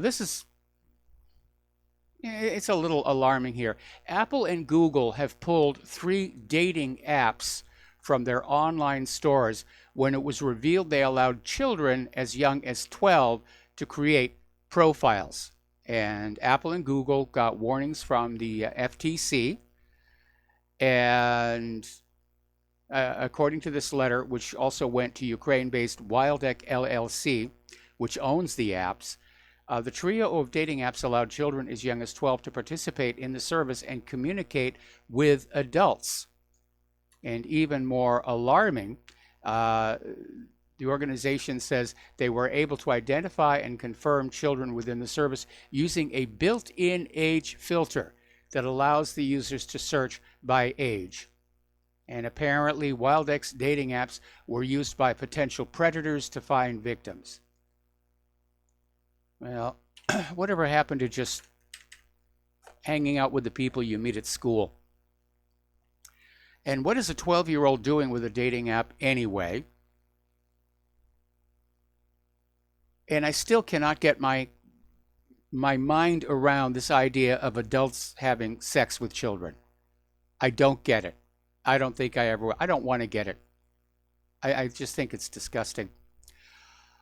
Over at Samsung, they've run into a little bit of snag over the Galaxy Fold. This is their new little high-end $2,000 cell phone that unfolds into a mini tablet.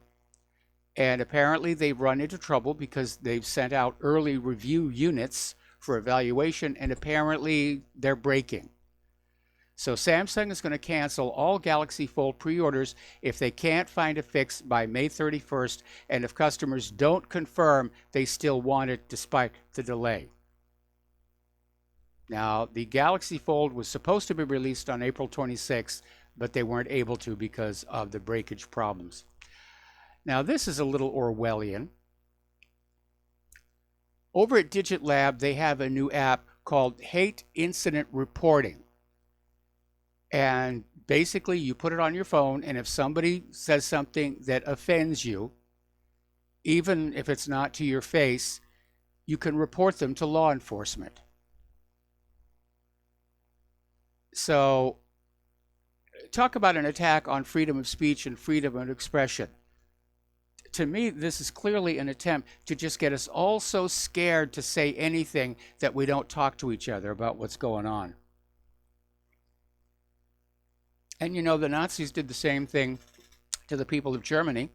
They created this myth that the Gestapo was everywhere and heard everything, and just scared the German people into silence, which was their big mistake because they wound up losing their country. But anyway, apparently gone are the days when Americans were unafraid to voice their opinions or even make jokes in public. So apparently this new digit app allows total strangers to report someone for exercising their First Amendment rights. My next question is, where is it actually illegal to be offensive, and why would law enforcement be involved? It's not like law enforcement doesn't have a lot of other things to do, like write traffic tickets, prevent crime, arrest the rapists and the burglars and the muggers, and now they want to take up police time by saying, oh, you said something that offended somebody. What, are they going to start writing tickets for that?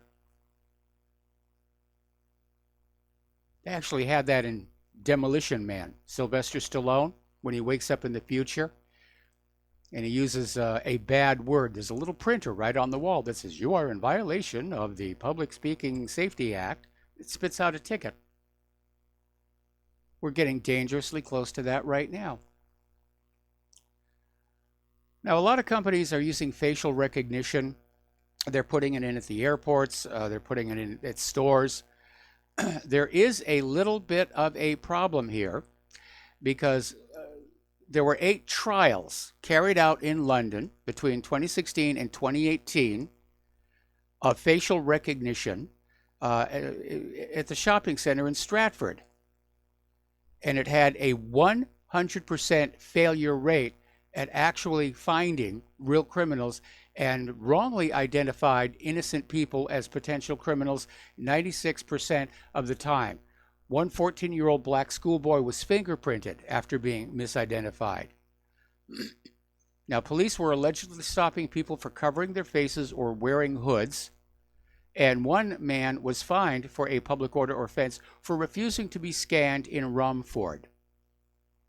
Now, Scotland Yard calls the trials overt, but the Independent found shoppers were pretty much unaware facial recognition was being used, and campaigners accused police of rolling out the technology by stealth. Here's my concern about this, and it's a concern I share with other areas of commercial endeavor. The technology isn't really ready.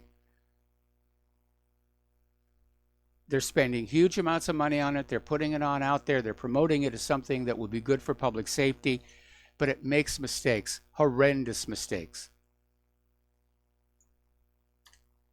It's like with all these self-driving cars that turn out to just not really be very good, and the manufacturers come back and say, well, keep your hands on the wheels anyway.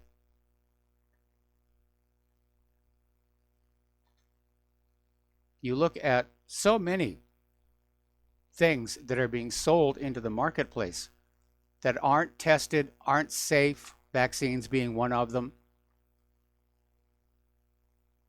And it looks like it's a symptom of American corporations just trying to make as much money as they can, as quickly as they can, because yes, they understand things are about to get ugly between an economic crash and a potential world war. Well, it's not potential. We're in the world war already.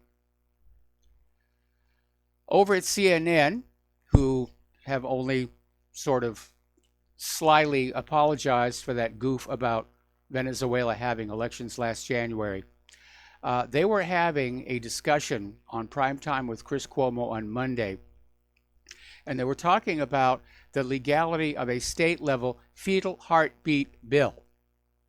Now, this is basically a bill that says once you can detect the heartbeat of the fetus, you cannot have an abortion. And CNN contributor and New York City Democratic politician Christine Quinn came on out and said, well, when a woman is pregnant, that is not a human being inside her. So guest Rick Santorum asked host Chris Cuomo if he disagreed that at the moment of conception that a child is human and alive. Cuomo replied, it's viable. When Santorum asked, is it biologically a human life? Quinn shouted out, no, it is not. And again, I don't understand this contradiction where the Democrats are out there pushing abortion all over the place, pushing depopulation, Planned Parenthood. At the same time, they've opened the borders and are flooding immigrants into this country. They're literally remanufacturing the population of this nation. What they want is for conservative babies to be aborted and liberal, illegal immigrants to come on in to take their place at the voting booths. Now, there was recently a movie called Captain Marvel. It's one of Marvel's female superheroes.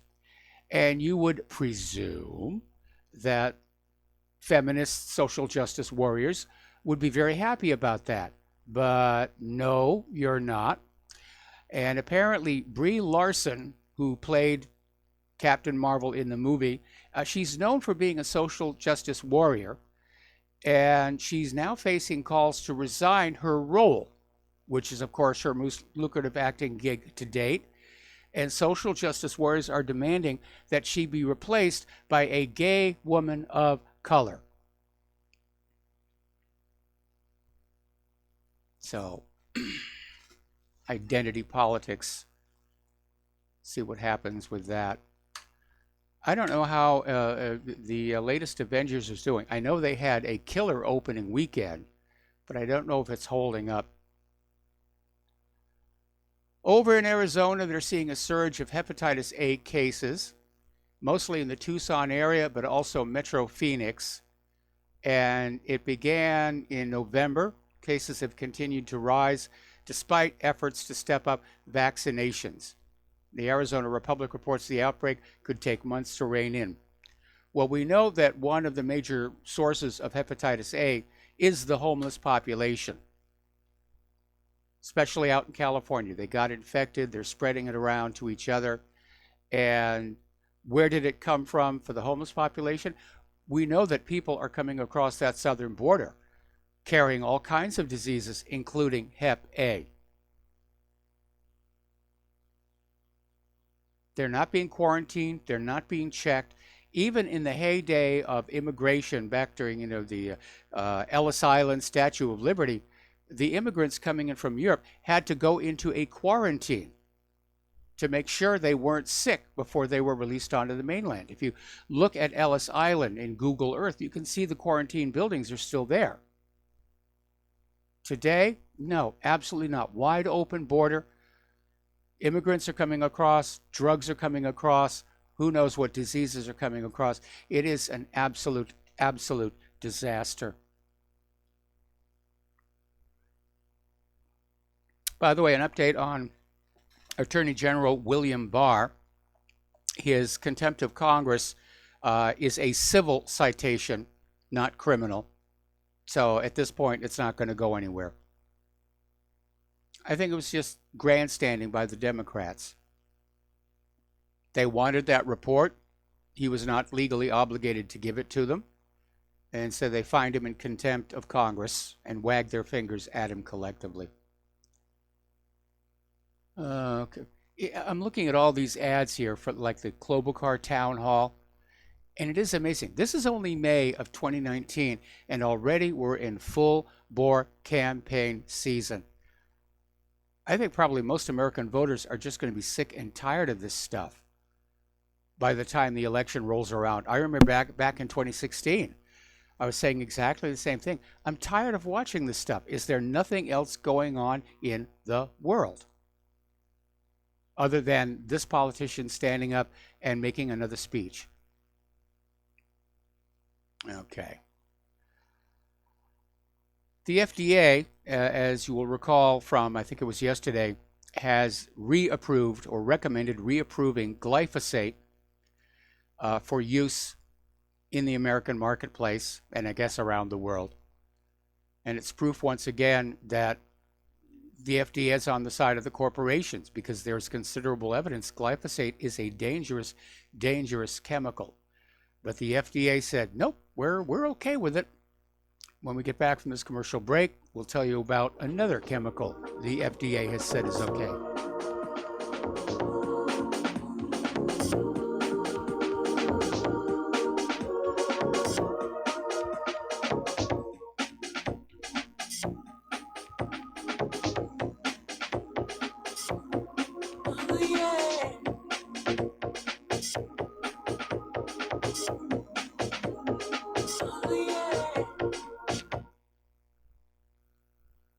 Tired of being lied to by mass media? It's growing more and more apparent today that news is received less and less through standard media outlets. Even with a growing audience every day, RBN is beginning to direct more efforts into social media. Social media and the use of the internet is fast becoming the primary source of people for news, regardless of demographic. RBN has set out to provide some of the best news on the internet through republicbroadcasting.org, and also has begun to use the tools to our advantage by way of social media.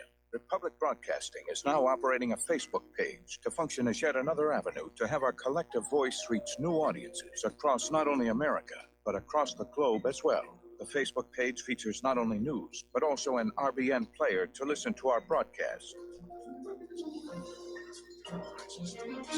Get involved by visiting facebook.com/Republic Broadcasting and liking our page and share it with your friends and family, because you can handle the truth. Many people write us about their experience with Extendivite. Allow me to read you some from Amazon.com. This product is superb. I have been taking it for about a year now, and I can feel my cardiovascular system run like a Swiss watch. I definitely recommend this product for anyone that has high cholesterol, high blood pressure, and heart palpitations. A+. It's potent, but it works. I have been waking up for the past 3 years with numb hands, and a week into using Extendivite, my numb hands seem to have cleared up. My circulation was off, and now it's back on track. So I'm happy. I feel so energized, and I have my husband on it now. My mother-in-law has cholesterol problems, so I bought her a bottle as well. Thank you so much. Love the product. Tell us your story. Get Extendivite today. Call 1-877-928-8822 or visit heartdrop.com. Extend your life with Extendovite. Homeowners, are you in foreclosure, expecting to be served with a foreclosure lawsuit, or suspect your lender has coerced you into an illegal mortgage transaction? A huge number of mortgages made in the last 10 years have legal issues and are possibly defective. State laws and the U.S. Supreme Court have upheld that defective mortgage documents are grounds for foreclosure defense and for counterclaims in favor of the homeowner. If your mortgage has been sold or assigned since closing the loan, it may be defective, and you may be paying the wrong party, and the lender may not have standing or the right to foreclose or collect payments under the law. If you would like to know if your mortgage is legal or not, or know if you are paying the right party, we can help. Our initial consultations are free of charge. We are not attorneys. We are legal researchers and work closely with experienced lawyers who know how to help you find the evidence to help you keep your home. Call toll free 1-855-2-KEEP-IT. That's 1-855-2-KEEP-IT today. When all this twisted steel was swept away, did these remaining holes reveal what's really And aloha, America. Welcome back to our show. And the FDA has just approved a new vaccine to prevent dengue fever. It's called Dengvaxia. They're aimed at Puerto Rico and other U.S. territories where dengue is a problem. But the vaccine has a very, very dark and deadly history because they were using this exact same vaccine over in the Philippines. It harmed 100,000 children It actually killed some of them. There were lawsuits all over the place. And basically, experts are saying this actually increases the risk of a severe condition. Apparently, children who receive the vaccine, if they get dengue after getting the vaccine, which tells you the vaccine isn't working, it can actually make it worse. So apparently there were articles in the New England Journal of Medicine, and Dr. Scott Halstead, who studied dengue for more than 50 years with the U.S. military, and he said, looking at the vaccine safety data, he said, there's clearly a problem here. You know, for many of those children, the vaccine didn't seem to work. And he said when those kids caught dengue after being vaccinated, the vaccine appeared to worsen the disease in some instances. Specifically for children who had never been exposed to dengue, the vaccine seemed to increase the risk of a deadly complication called plasma leakage syndrome, in which blood vessels start to leak the yellow fluid of the blood. Ooh, that sounds disgusting. Now, little side note about dengue fever. It's another case of having an illness that may not be as bad as the vaccine, because most people who get dengue fever never develop any symptoms. They don't even know they have it. About 25% will come down with what feels like a mild flu. That's what happened to me when I got dengue down on the Big Island. And it's only a small percentage that develop the full symptoms. And of course, we don't want anybody to have to do that. But once again, we have the FDA approving a vaccine with a bad track record to rush it into market. They have really dropped the ball over there. Okay, over in France, at the Technival 2019, they were out there having, basically a rave, and they got hit by a sudden, unexpected snowstorm, and 30 people had to be treated for hypothermia, and a lot of the people there were literally sheltering under survival blankets distributed by the Red Cross. So it was one of these festival camping experiences that turned into an endurance test. So gosh darn that human-caused global warming. So let's talk about Notre Dame. We're probably going to have to take this story through the station identification. As you know, this classic. Oh, there's the music right now. All right, when we come back from station identification, we'll pick up with Notre Dame. We'll be right back.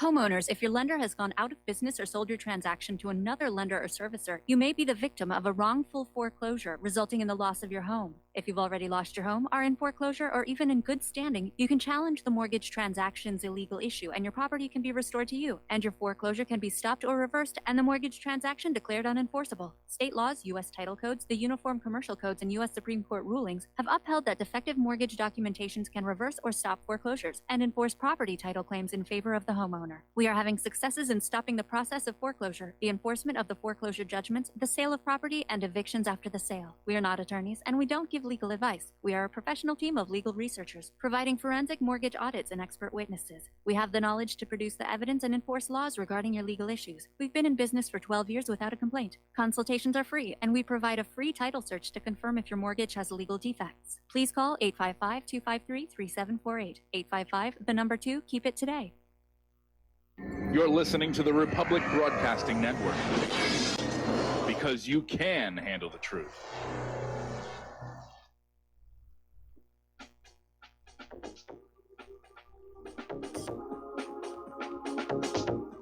What really happened with your host, Mike Rivero. You're listening to the Republic Broadcasting Network, where you'll find out what the Fukushima's going on.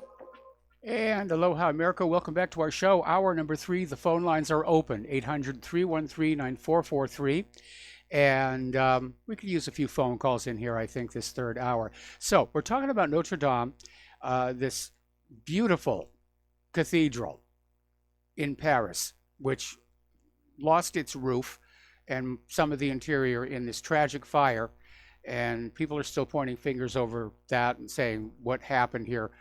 Was it really an electrical fault? Was it the tools being used by the repair people?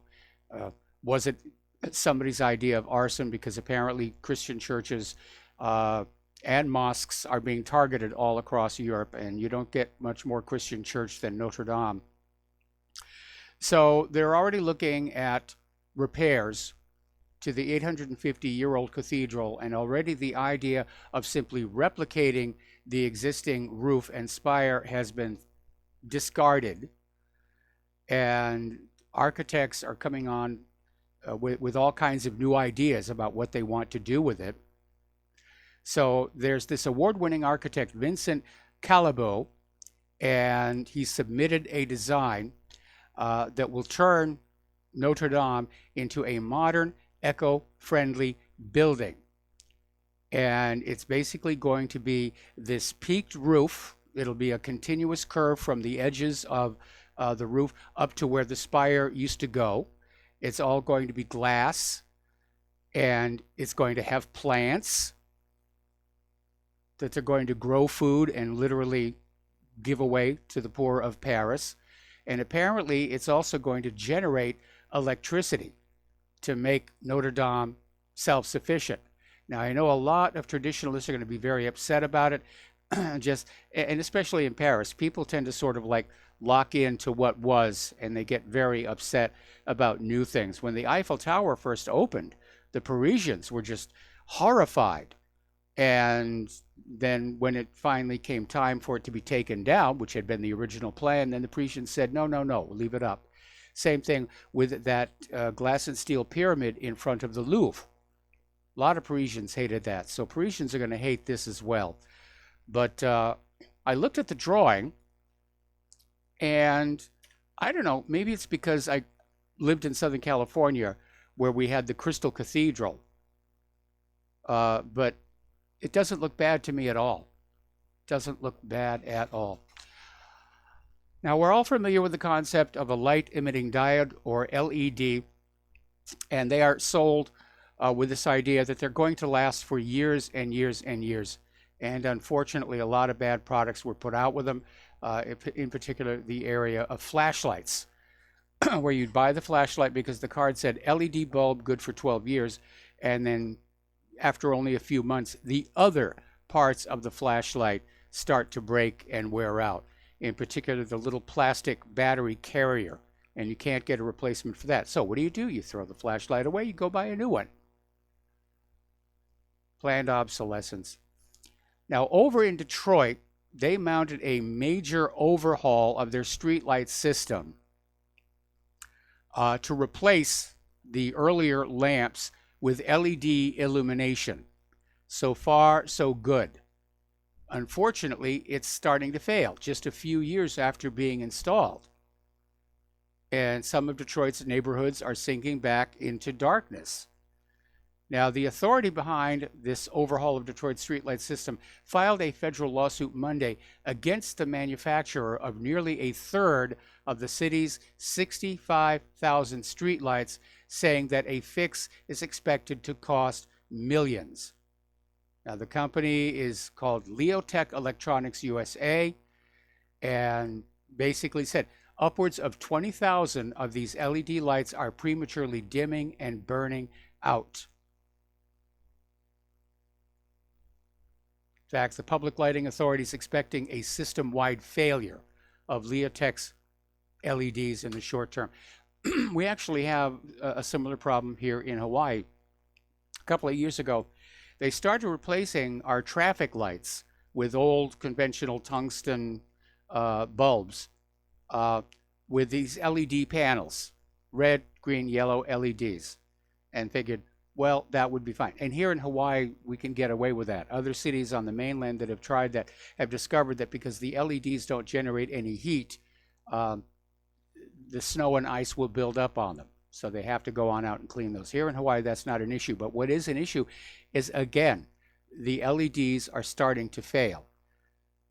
And is it just that LEDs aren't all that they're advertised to be? Or are there simply too many manufacturing shortcuts? And with these LED panels, if you lose 1 or 2 LEDs, that's not a big deal. But there are some of these streetlight panels where like half of the entire panel has now failed, which to me looks more like a wiring problem than an LED issue. We're going to do a shout out now to our honor affiliates who are just now rejoining the network here. The United Nations has come out with a new report saying that up to 1 million species are at risk of extinction. They're calling it an environmental apocalypse. Well, it certainly sounds very serious until you remember that species go extinct all the time. Since life began on this planet, 99.999% of all life that ever lived here has gone extinct.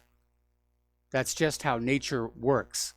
Now, obviously, there are some cases where human activity and pollution are impacting species, and there ought to be a concern there. And I do like nature, but I think we need to start putting the focus back on human beings, like those children in Yemen who are still going hungry. And I have to raise my hand to the United Nations and say, what are your priorities here? Now, here's an interesting development. Apparently, scientists down at the bottom of the Mariana Trench, which is pretty much the deepest spot on Earth that you can go, they've discovered a bacteria that has the interesting little feature of eating petroleum. And scientists are saying these could be hopefully brought to the surface, decompressed, and used for cleaning up oil slicks. That would be a really, really good thing there. Maybe just drop a bunch of them down to the bottom of that Gulf of Mexico.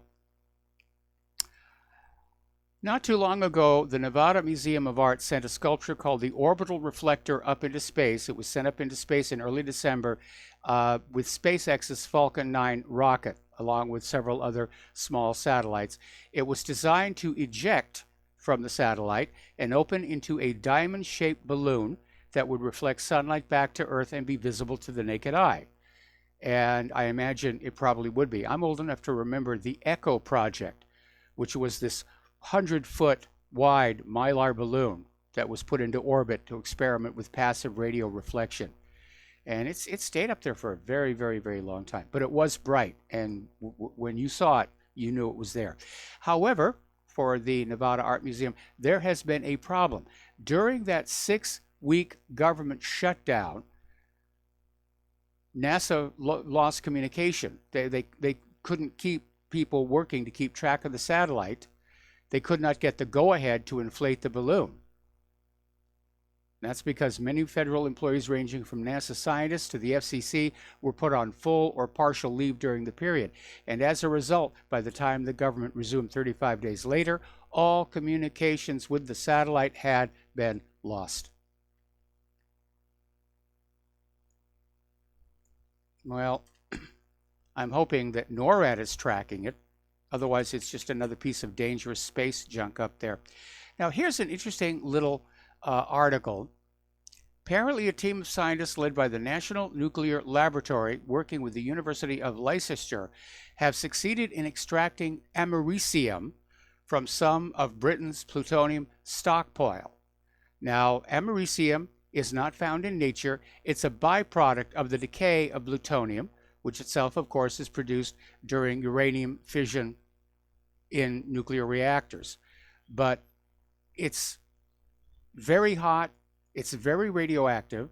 They hooked it up to a thermocouple and found it could generate enough electric current to light up a small light bulb, which they have in a shielded area because, again, it is highly radioactive. But they're saying this could be a breakthrough in terms of using americium in radioisotope power systems for deep space missions that could last for 400 years. That would be a really, really cool thing. Okay. Now then, let's take a look at what's been happening during the show here. So Attorney General William Barr, now that he's through his contempt civil citation, he's beginning, supposedly, an investigation of former FBI boss James Comey, with everything, including Hillary Clinton, now on the table. Go get him, William. I hope you're the real deal, and we're not just being led down the primrose path again here. Rush Limbaugh has gone on the warpath, exposing the lies of Hillary Clinton and the gang. And that's a good thing. And it's a change of position for him. Because back when this whole Vincent Foster thing was starting up, and I was trying to basically get it out there that this was a murder made to look like a suicide, Rush Limbaugh was out there defending, oh, yeah, it was a suicide. Oh, it was a suicide. He was horribly, horribly depressed.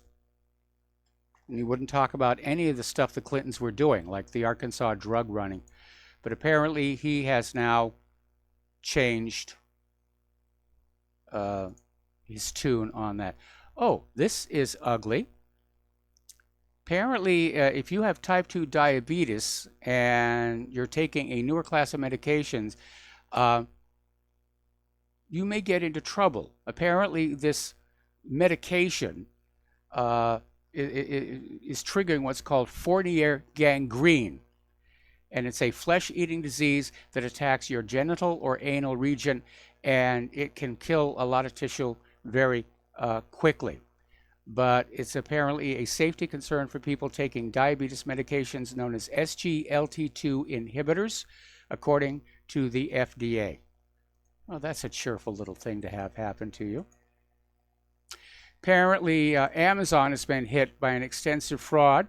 Hackers are siphoning merchant funds. It's like wide open season out there for people running on computers.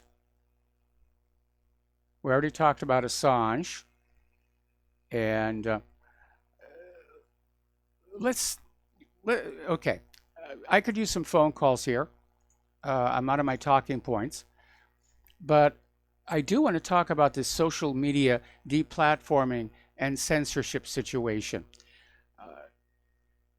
I'm 66 going on 67. Never in my life have I seen Americans write to talk with each other and communicate with each other under such a dire threat. Whether it's being filtered or deplatformed on social media, or that Digit Labs app where people sitting next to you could report you to the police for saying something that's offensive. Our freedom of speech is under attack. They don't even need to repeal the First Amendment anymore. Americans are too scared to actually use it. And the social media deplatforming, it's not just about conservatives, it's about protecting corporate interests. They're deplatforming health sites, sites that challenge the medical orthodoxy.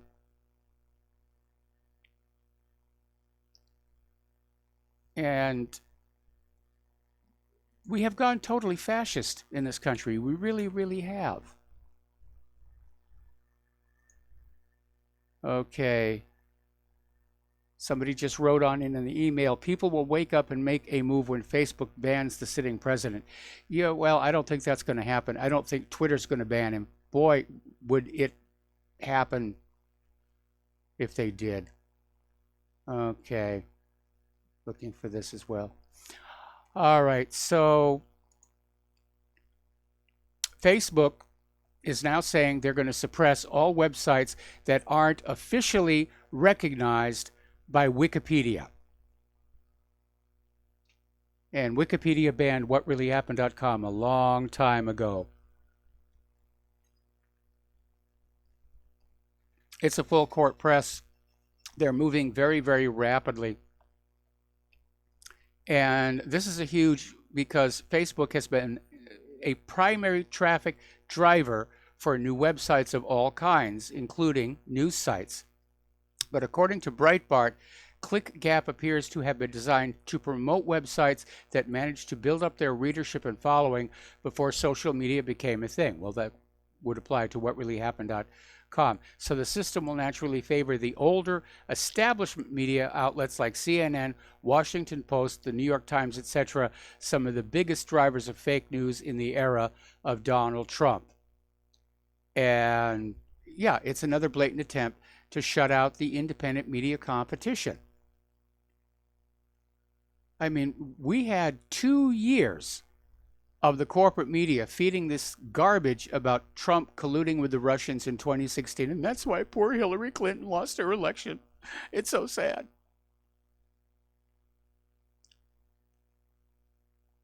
Those people still have their jobs. They're very well paid. None of the people who lied to us about Saddam's nuclear weapons ever lost their jobs.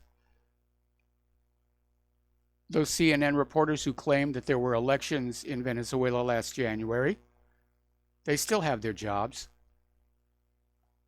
All right, we're going to take a phone call from Robert in London. Aloha, Robert. Welcome to the show. What's on your mind?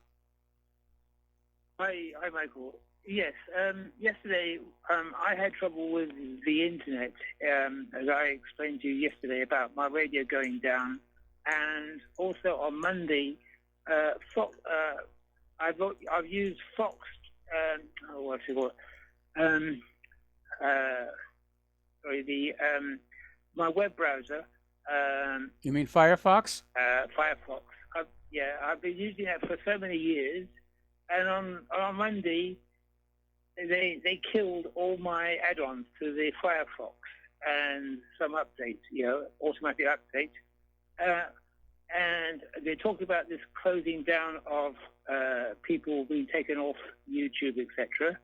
And I think it's very much they're building up to the war, and they need to grab hold of the talking points. The system needs to grab hold of the talking points and reestablish control over the people.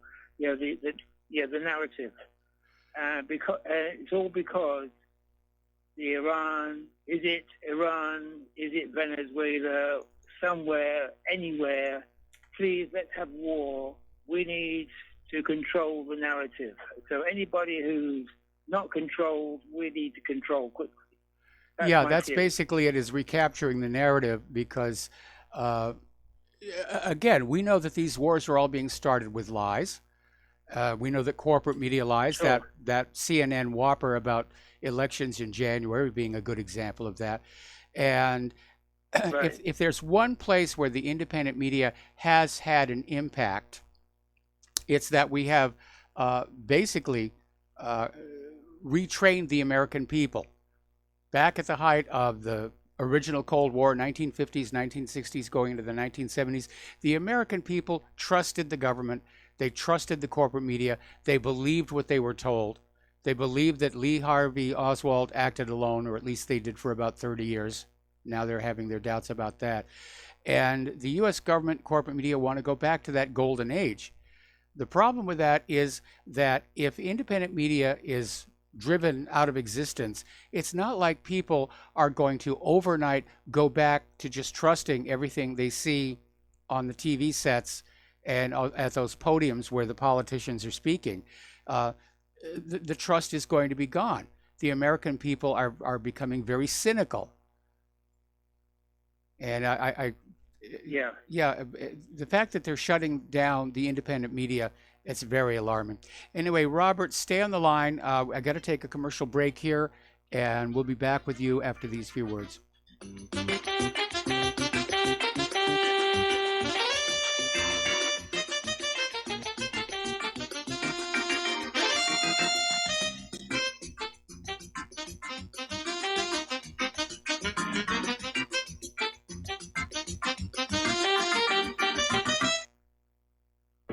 Don't regret growing old. It's a privilege denied to many. Heart disease is taking our youth from us. Young people in their 30s, 40s, 50s, and beyond are dying needlessly. One of the hardest messages I've ever had to deliver is to convince people that something natural like Extendivite should be taken as a preventative measure. I'm sure you heard an ounce of prevention is worth a pound of cure. Extendivite is that ounce. Take Extendivite for 1 year and see what your doctor has to say and how much better you feel. Herbs take time to address the problem. It took years of life to have a problem. Give Extendivite 1 year to fix the problem. Don't wait until it's too late. Call 1-877-928-8822 or visit heartdrop.com or visit us on Amazon. Extend your life with Extendovite.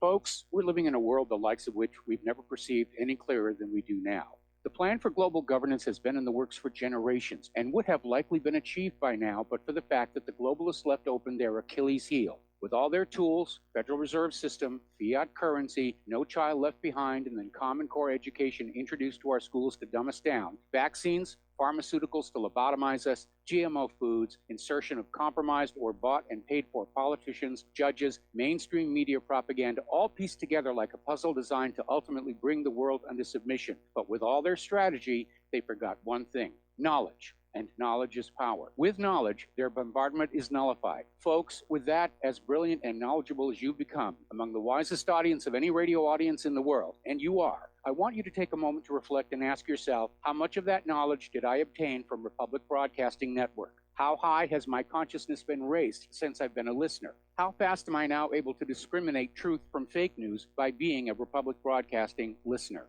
How clear am I now able to see the world since I've been listening to RBN? Ask yourselves those questions, folks. Then ask yourself, what is that knowledge worth to me? Like my morning coffee, how would I survive without it?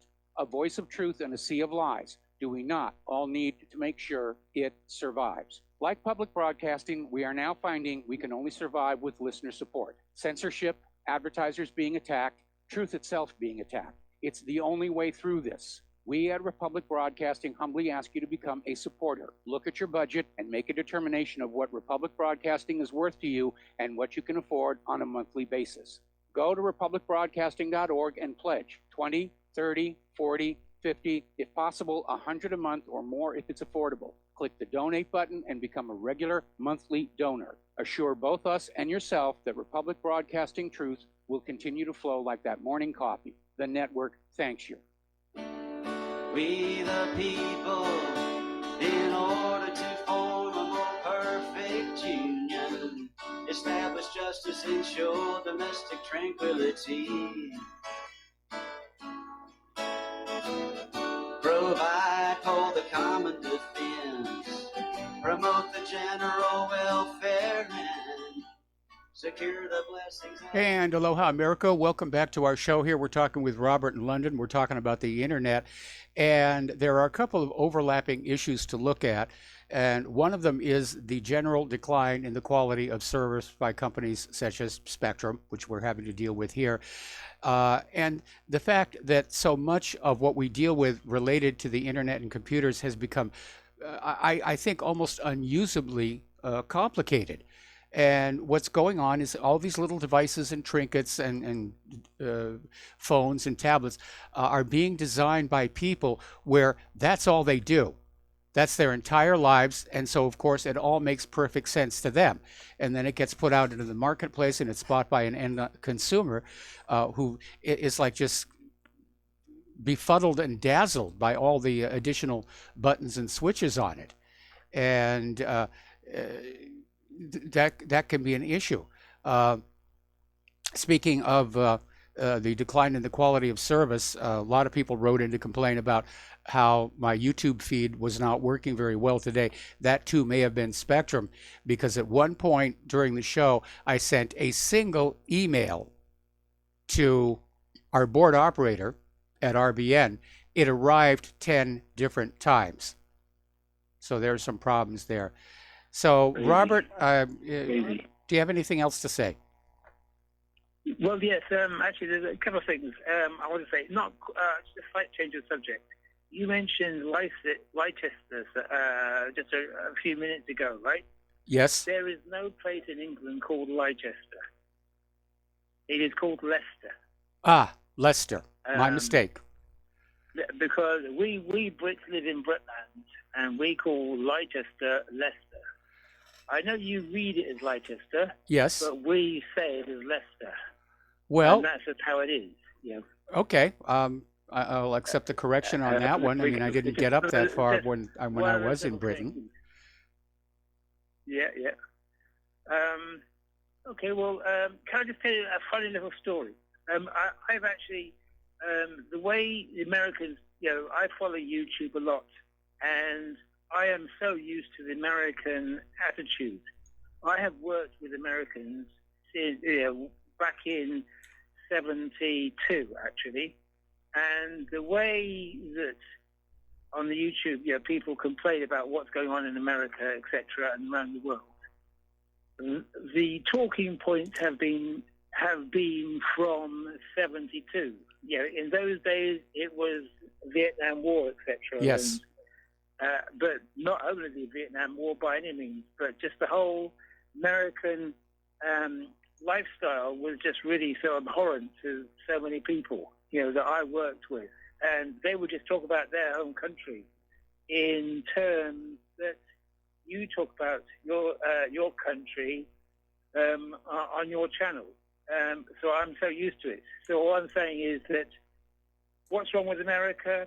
It's been talked for the last 50, 60 years, and it's I've got lots more to say on that, but I don't want to be too winded. But can I just say can I give you just a funny little story? Yes, but make it fast, please, because we're almost at the commercial break. Very fast. Yeah, in my church, we had a team that ventured. They wanted to go to Paris. They wanted to open a new center in Paris. So a coach load of people filled the coach, and they wanted to be French. They wanted to look French because you want to look the calm person.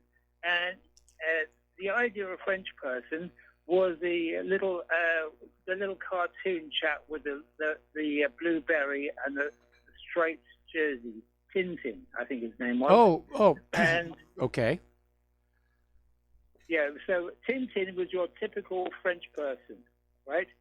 So everybody went to Paris, like a whole bus, 30 people, and they all were dressed with the blue striped jersey and the blueberry. And they got to Paris, and they got off the bus, and there was nobody who wore what they wore. Yeah, I could almost kind of see that one coming. Yeah, absolutely. But it was a true story. I didn't see it myself, but my friend told me. Thank you very much. All right, well, thank you very much for the phone call. We're going to switch over here to Joe in California. And Joe, I'm probably going to have to take you through this next commercial break. What's on your mind? Thanks, Mike. A couple of things I wanted to reply to. First, thank you, Robert in London, for correcting. For all these years, I've been saying Leicester. So, yes, Leicester. Thank you so much. And thank you, too, for the funny story. Mike, regarding the Notre Dame, did you I was away for a while. I haven't been listening. Did you report the story it was from Mondo Weiss about what the Israeli rabbi said about Notre Dame? It was divine justice that it burned because it was revenge for the Parisians. Evidently, there was a large-scale burning of the Talmud in the 13th century. Yes, I remember. He said this was divine justice. Yeah, I remember that. I don't know what these, a lot of these these radical extremist rabbis in these settlements. One of them came out with a statement about how Hitler was right about everything. Okay, Joe, got to put you on hold. Got to take a break for commercials. We'll be right back.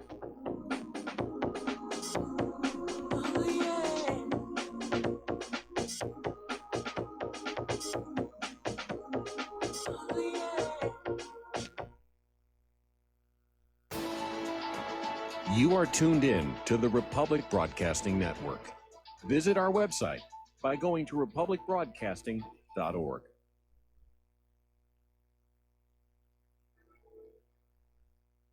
I'm getting older and noticing that my body just doesn't work as well as it used to. So I like to keep fit as possible by hitting the gym a few times a week. Recently, I started having a nagging bicep pain, and it got so bad I couldn't even lift the weights. When I was complaining about it to a friend, he told me about Angioprim. He said chelation helps remove toxins, heavy metals, and cholesterol in veins and arteries that may cause blockages. You know, after just 1 week of taking Angioprim, the pain was gone, and now I'm back in the gym full strength. Scientific research proves the active ingredient in Angioprim has superior oral chelation action that helps promote cardiovascular health. So to learn more, go to angioprim.com. That's ANGIOPRIM.com, or talk to a trained consultant. Call Angioprim toll-free at 877-882-7221. You'll feel better with more energy. Call 877-882-7221 or go to the website angioprim.com. Did you know that neither the American Medical Association nor the American Bar Association were established to benefit the American people? Have you recognized that in our country, healthcare has little to do with health, and that our court system has nothing to do with justice? The priests of both medicine and law have been incentivized to implement a dark agenda on behalf of the Bilderbergers and their ilk. To protect ourselves and our progeny, we need to take a much closer look at how these two giant industries really work. Join me, Al Whitney, on In Defense of Humanity, Saturdays at 7 p.m. Central, as we expose the matrix and learn how not to consent to our own destruction. How healthy are your arteries? Deteriorating circulation has a number of early warning signs. High cholesterol, high blood pressure, fingers and or toes often go cold, arms and or legs often go to sleep, sharp diagonal crease in the earlobe, short walks cause cramping or pains in legs. Memory is not as good as it used to be, ankles swell late in the day, chest pain after physical exercise or emotional stress. If you experience even one of these symptoms, your circulatory system is crying out for attention. Extendivite is a natural solution to help improve your overall health. Extendivite is not your average heart tonic. To order, call 1-877-928-8822 or visit heartdrop.com or find us on Amazon. Extend your life with Extendovite.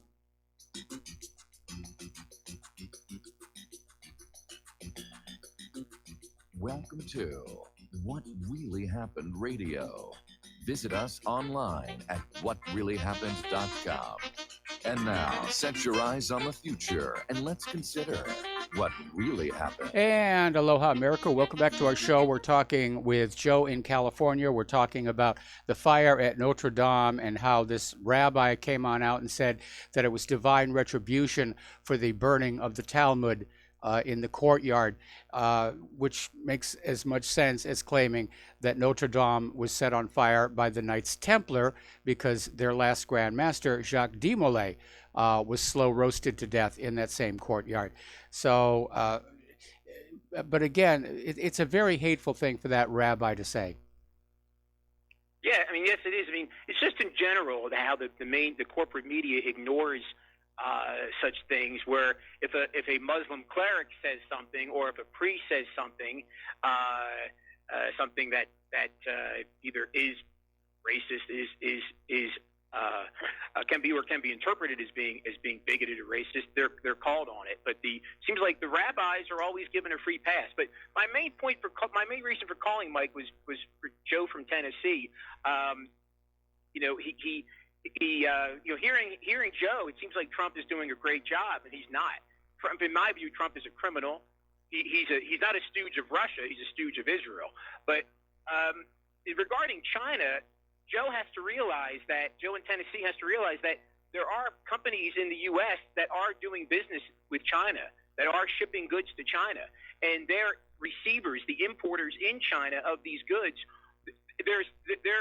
there's a lot of confusion right now. The whole business is in limbo because they don't know what types of tariffs their government is going to impose as a response to what the U.S. is doing. So a lot of businesses in the U.S., yes, you're right. You know, we don't have the manufacturing that we once had. But there's still a lot of companies that do business that export to China, and right now their business is in limbo because they don't know what's going to happen. Yeah. So I wish people like Joe would study the issue more before opening up their fat mouths. Well, let's not get personal here. You know, let's keep our discourse civil. No, but hearing Joe, you know, it seems like he's Joe's speaking from the podium of the White House. I'm sorry? I said, hearing Joe seems like he's speaking from the podium of the White House. Yeah, I did get that sense. He's a very, very pro-Trump, and he's trying to talk Trump up. But I think in the long run, this trade war with China is going to cause a lot more damage to the United States than it does to China. We've seen that before with a lot of these other sanctions. It backflashes on our own industry. Absolutely. And sending ships through the Taiwan Strait or to the South China Sea, I'd like to see what the U.S. would do if China sends some ships, some battleships, off the coast of New England or in the Gulf of Mexico. Yes. I'd like to see what the U.S. response, these neocons that fat Pompeo or Bolton would do, or Trump's real bosses. I'd like to see what they would do, what they would force Trump to do if the Chinese or the Russians did the same thing. No, but when the U.S. does it, or when the U.S. sends vessels in the Black Sea, it's a good thing. They're just testing the freedom of the seas. That's an outrageous argument, and it's just patently wrong. Well, it absolutely is, and it's just the U.S.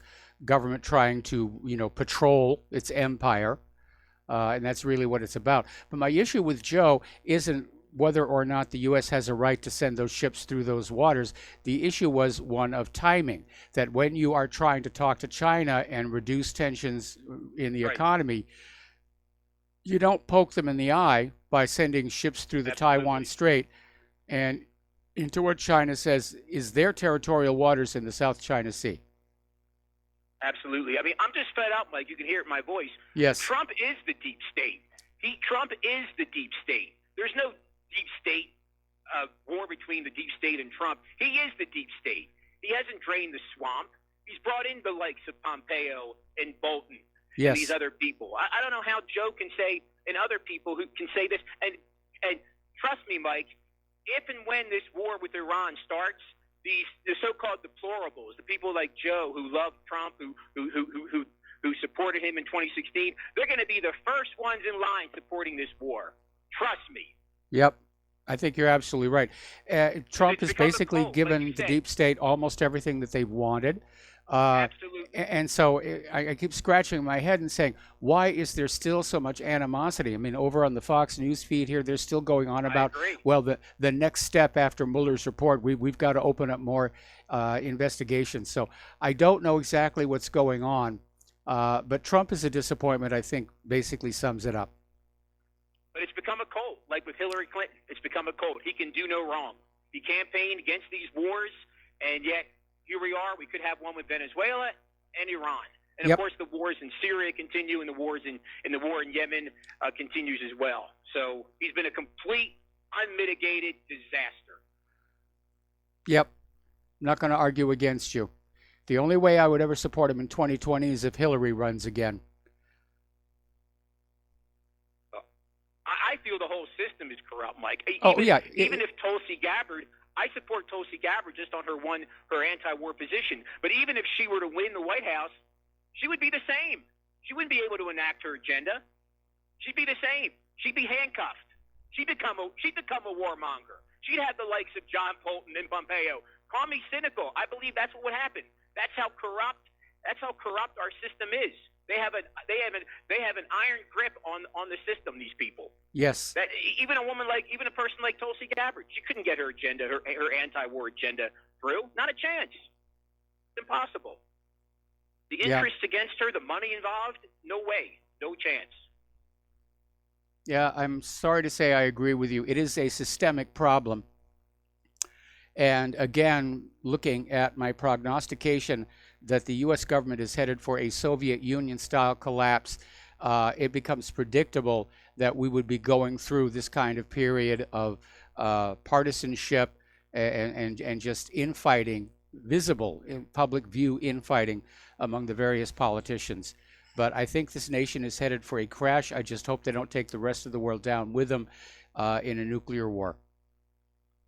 I just want to say one thing where Trump's wanting to his policy. He wants to lower the threshold for those who are living in poverty. Yes. To bring that number down.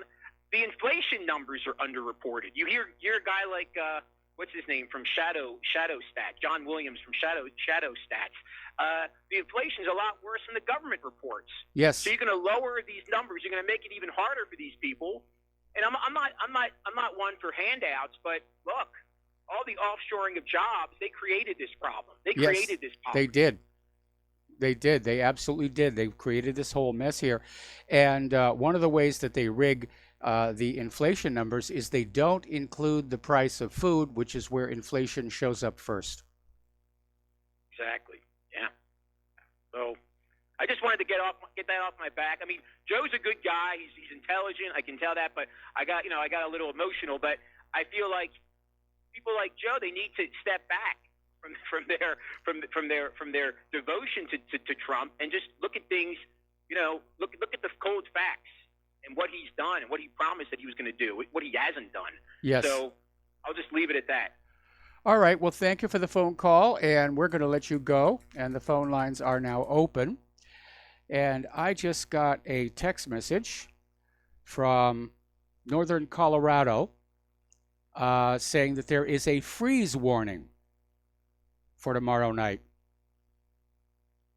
Gosh darn that human-caused global warming. What can I tell you about that? Okay, we've been talking about how science is corrupted by money.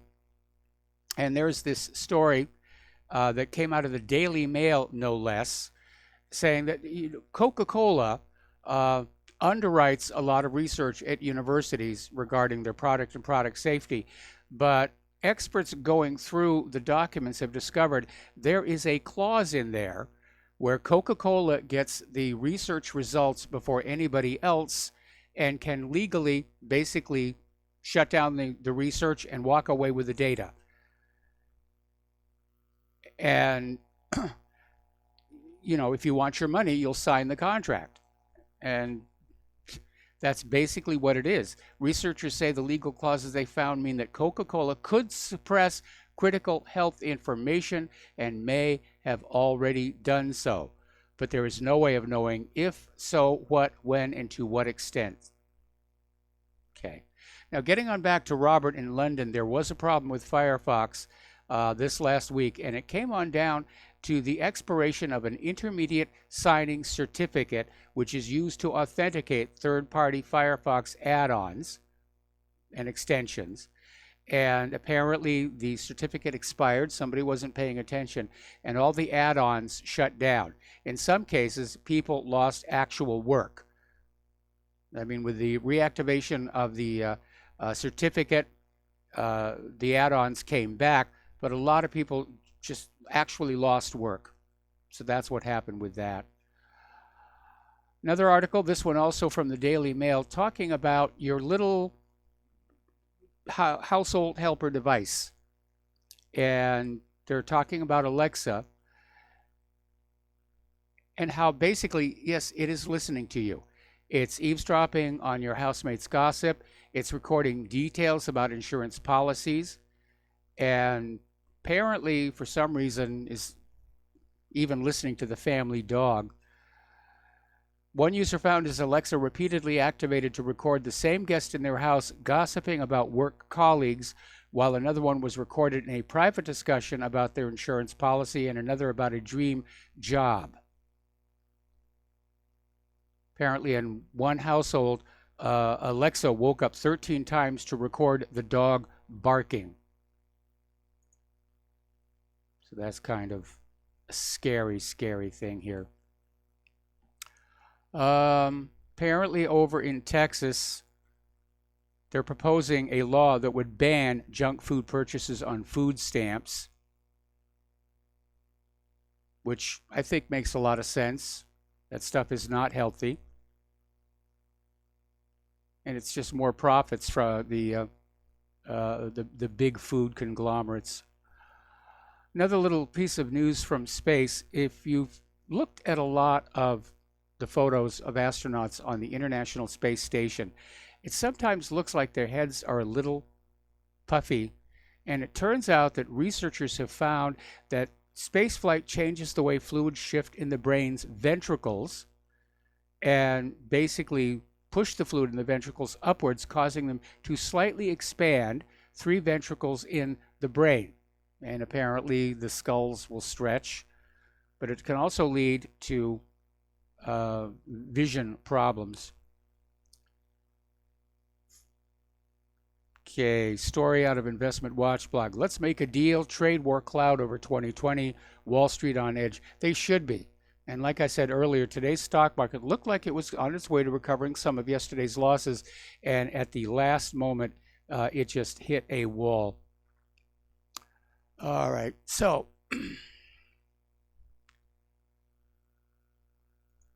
and this is kind of a little weird. Over at the Common Sense Show, you do have to be careful about what's going on. Yesterday, Hal Turner was out there saying that there was a preemptive strike on Iran that was to take place today. He was echoing that story about Iran is moving their missiles around with boats, but it didn't happen. This is over at the Common Sense Show, and normally Dave Hodges is bang spot on, but he's running this article about how a deep cover source reveals that 8,000 Russian Spetsnaz troops are poised to attack American infrastructure. And it's more propaganda. I'm sorry, I don't believe this. I don't buy this. So apparently, this all goes back to the Obama administration, because in 2013, they invited Russian troops for terror drills on U.S. soil. And following that, FEMA signed, pardon me, agreements to cooperate with Putin's Russian's emergency ministry.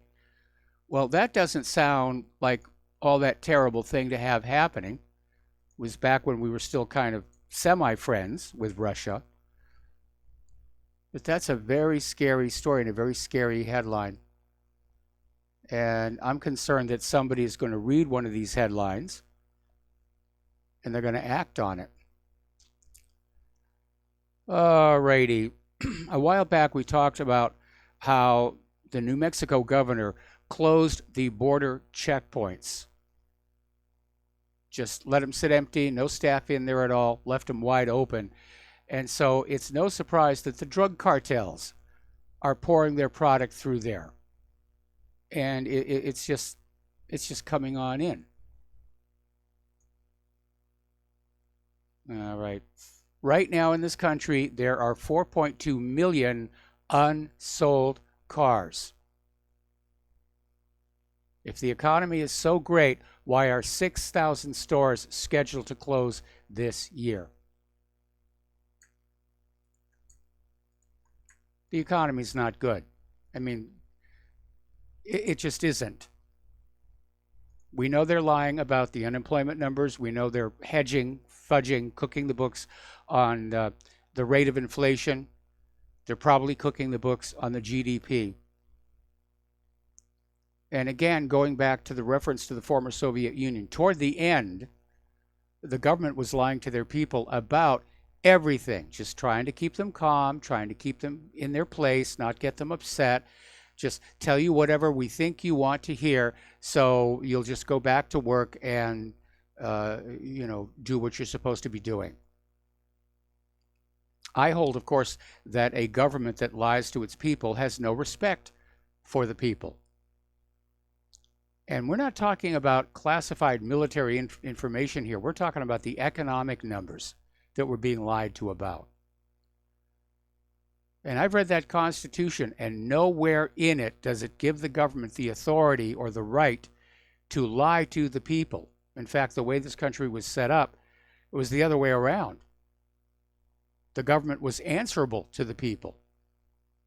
We were supposed to be in charge. We were supposed to keep an eye on that government and make sure they did what we, the people, needed. Because the proper function of any government is to do collectively what the people cannot do individually, and that's pretty much all. And today we have this bloated government that no matter how much money it takes from you, it can't balance its budget. It's still spending money like crazy. If you think about it, Trump's lowering of the poverty level is just another way of taking money away from American people. And for all we know, all of these cyber breaches that are stealing all this cryptocurrency and everything, it's just another way that government spy agencies are plundering the nation to keep feeding the war machine. We got to take a break for commercials. We'll be back with our last segment after these few words.